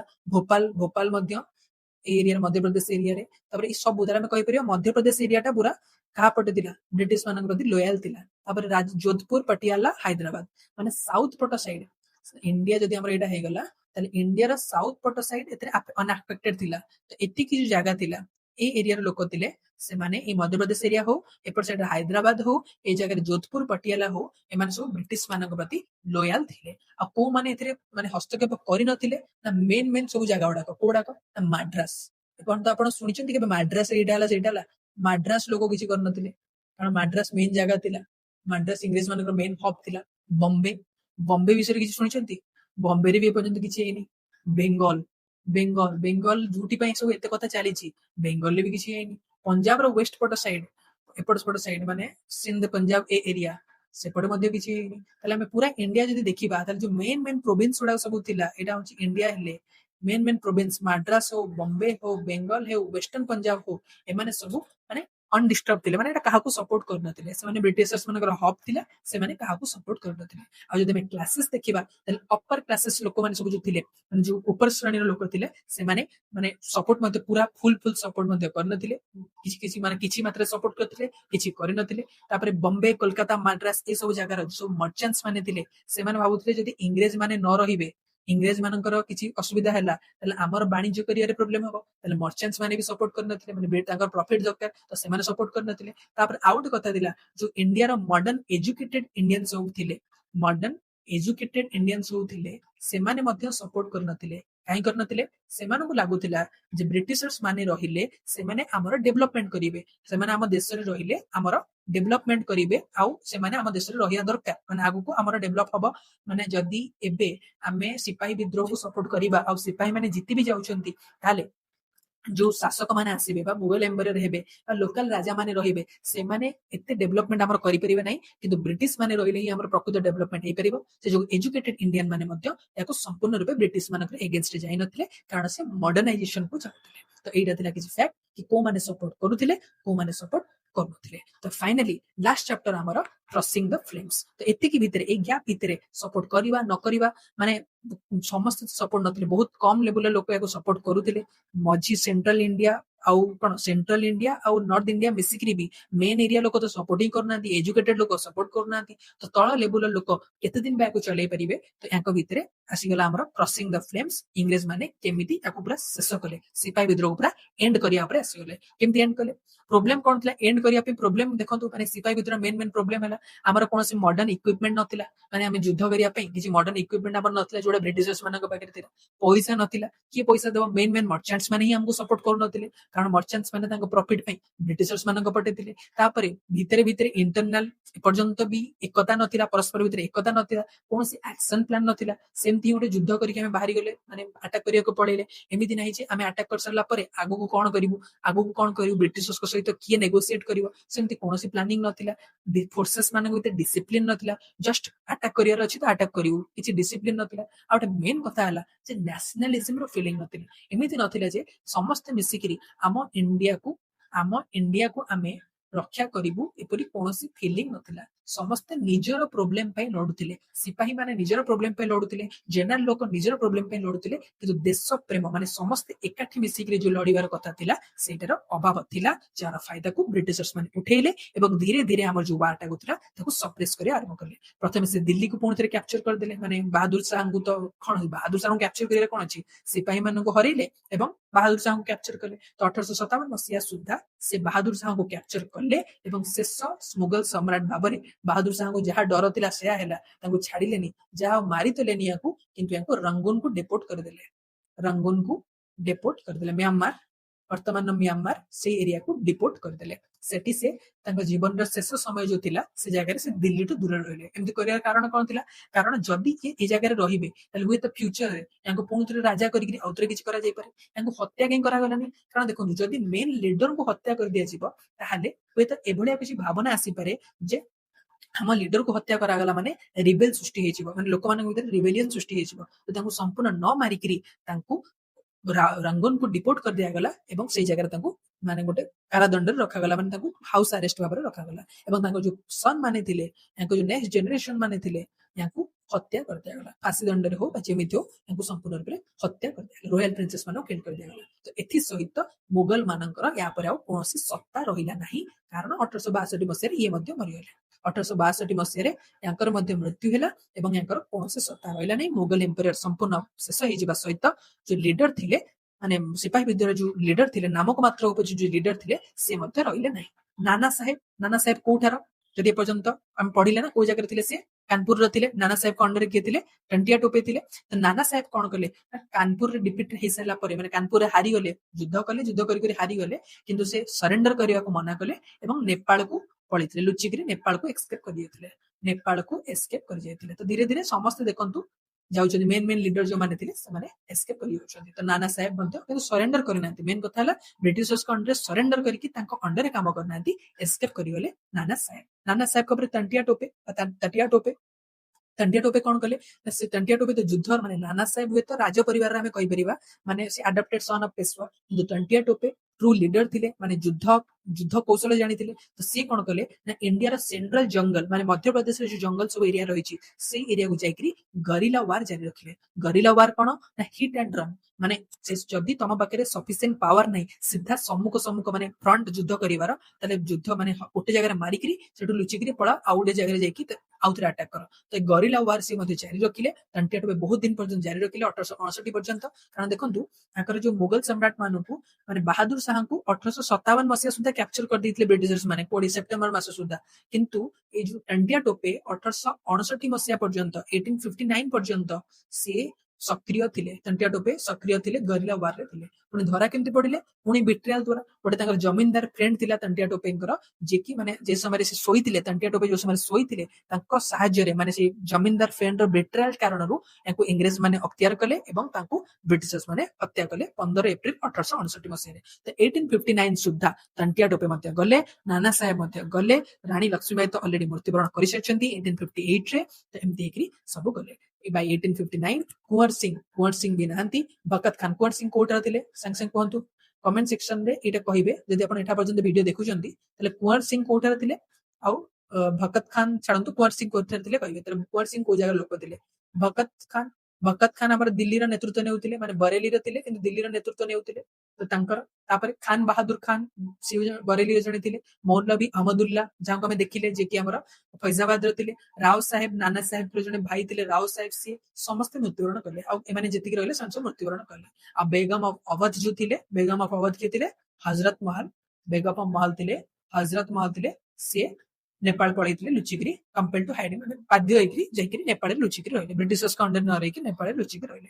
तो एमती एकरी जो जो माने हमें अबे देखिले समस्त गोटोटे चैप्टर अनुसार समस्त को देखिले समस्त धीरे धीरे शेष हे गले एवं ए युद्धर शेष हैला सिपाही विद्रोह 1869 मसीहा सुधा हमें कहि परिबा संपूर्ण रूपे लिभेई दिया गला जो अग्नि जागी थिला भारतीय मानक भितरे ताकू संपूर्ण बुझेई दिया जायथिला तेबे प्रश्न उठे कोन प्रकृति रे एटा गोटे परास्त थिला माने सिपाही योद्धाटा गोटे शेष थिला आरंभ थिला तबे समस्त जानिचे एटा गोटे जस्ट आरंभ थिला एटा प्रथम तर पे ब्रिटिशर्स माने देखिले इंडियन माने केमिति लड़ी पारंती इंडियन मानक भितरे हिंदू आ मुस्लिम केमिति एकाठी लड़ी पारंती सेटा से देखिले इंडियन माने आ सेमिति नेहि कि नहांदी जेमति आगुआ थिले आमे जहा करिबु इंडियन मानक सहित चलिबो सेमिति से भावना मध्ये इंग्लिश मानक रेबे गला कारण ताको भितर फियर जागृत हला तो सेटा ही हेबो से फियर ही हबो हमर नेक्स्ट चैप्टर आज चैप्टर टा एति सरीला तो वेट करंतो हमर नेक्स्ट चैप्टर को से चैप्टर टा हेबो और the fear that reached the London माने देखो सिपाही विद्रोह को जेमिति सेमिति करिके ब्रिटिशर्स माने क्रॉस तो करि देले किंतु तार जो धुआं तार जो फियर तार जो डर जागृत हला सेटा फाइनली जेके लंडन रे पहुंचिला एवं कोन सब चेंजेस करा गला सेटा हम नेक्स्ट चैप्टर देखिबा तो नेक्स्ट चैप्टर टॉपिक होबा the fear that reached the London तो सिपाही विद्रोह शेष हला नेक्स्ट चैप्टर में एटा देखिबा तबे संग संगे एमसीक्यू देखि देबा रिवाइज कर देबा हम जा पढले Who was the Governor General of India during the Sepoy Mutiny of 1857? ତାହେଲେ 1848 ରୁ 1856 पर्यंत हमर डेलहाउसी थिले लॉर्ड डेलहाउसी तांको परे तांकर भाई की हमें टॉपिक ना देखिले ना डेलहाउसी को नियरे तेल के ढाली थिले कैनिंग ढाली थिले 1856 मसिया परे से आस्थिले ताले 1857 मसिया सिपोय म्यूटिनी के थिले लॉर्ड कैनिंग तापरे Which sepoy initiated the rebellion by attacking his British officer at Barakpur? Barakpur रे की करथिले मंगल पांडे करथिले मंगल पांडे को केबे हत्या करा जायतिला एप्रिल 8 1857 वेस्ट बेंगल बारकपुर रे मार्च 29 ने तंको एक्साइल माने तंको फांसी दंड रे दंडित करा जायतिला तापरे what was the immediate triggering cause of 1857 revolt doctrine of lapse त ठीक अछि किंतु इमीडिएट कॉज जोटा हमें देखिले संगे संगे कोडा रीजन थिला introduction of greased Enfield rifle cartridges पार्टी छिंडे की सेटा करबा सेटा प्रॉब्लम थिला next on which date did the sepoys at Meerut openly revolt and marking the formal start of the mutiny formal start के बेइतला बस बहुत हे गला केबे मार्च में 10 ए मास 10 तारिख दिन स्टार्ट हे जेतला तापरे whom did the mutinous sepoys proclaim the emperor of India after capturing Delhi का करथिले emperor of India Bahadur Shah Zafar who led the forces of 1857 revolt in Kanpur Kanpur lead के करथिले कानपुर लीडर के नाना साहेब तंटिया टोपे तो नाहंती ऑप्शन ने तो नाना साहेब ही जिवे Nana Sahib next who was the prominent leader of the revolt of Bihar रे किए थिले बिहार यांको तो किए थिले फिरोज खान आजिमुल्ला खान मौलवी अहमदुल्लाह कुंवर सिंह ये थिले कुंवर सिंह जे थिले बिहार एरिया रा आराहा एरिया रा बिहार रा ये थिले जगदीशपुर तापरे बिहार रा जगदीशपुर लिख दो जगह रे जगदीशपुर तापरे who was the able general of Nana Sahib who fought fiercely Kanpur and Jhansi हां देखो तो कानपुर रे माने की थिले नाना साहेब कर जनरल जे कि कानपुर रे भी लड़ी थिले झांसी रे भी लड़ी थिले आपण जति टिके मैप ता माइंड रखी थिबे कानपुर और झांसी बहुत पाखा पाखी अछि से उत्तर प्रदेश पूरा पाखा पाखी से जगु से जे कि नाना साहेब कर जो को जनरल थिले जे कि कानपुर रे भी लड़ी थिले झांसी रे भी लड़ी थिले से थिले हमरो टांटिया टोपे ऑप्शन बी ताबरे Begum Hazrat Mahal led the 1857 uprising from which crucial location? Lucknow लड़ी थिले लखनऊ क्या कैपिटल थिला यार थिला लखनऊ क्या कैपिटल थिला अवध कैपिटल थिला अवध अवध कैपिटल थिला अवध को पूरा एनेक्स कर दिया जाइतिला तो एथि सहित आज वीडियो सरला नेक्स्ट वीडियो पे वेट करिवे नेक्स्ट वीडियो टॉपिक होची हमर आज वीडियो जेमति टॉपिक थिला the freedom the Indian freedom the Indian freedom बा Indian fight back the Indian fight back जो आज टॉपिक थिला तापर हमर नेक्स्ट वीडियो आसीबा को जाउची the fear that reach London the fear that reached London आज वीडियो रे एतिकी पुणी थोड़े कहूँ पीडीएफ को जब पाइबार अच्छी टेलीग्राम लिंक जॉइन करेंगे डिस्क्रिप्शन लिंक रही सीधा चैनल ना सर्च कर टेलीग्राम आसपारे आज वीडियो धन्यवाद।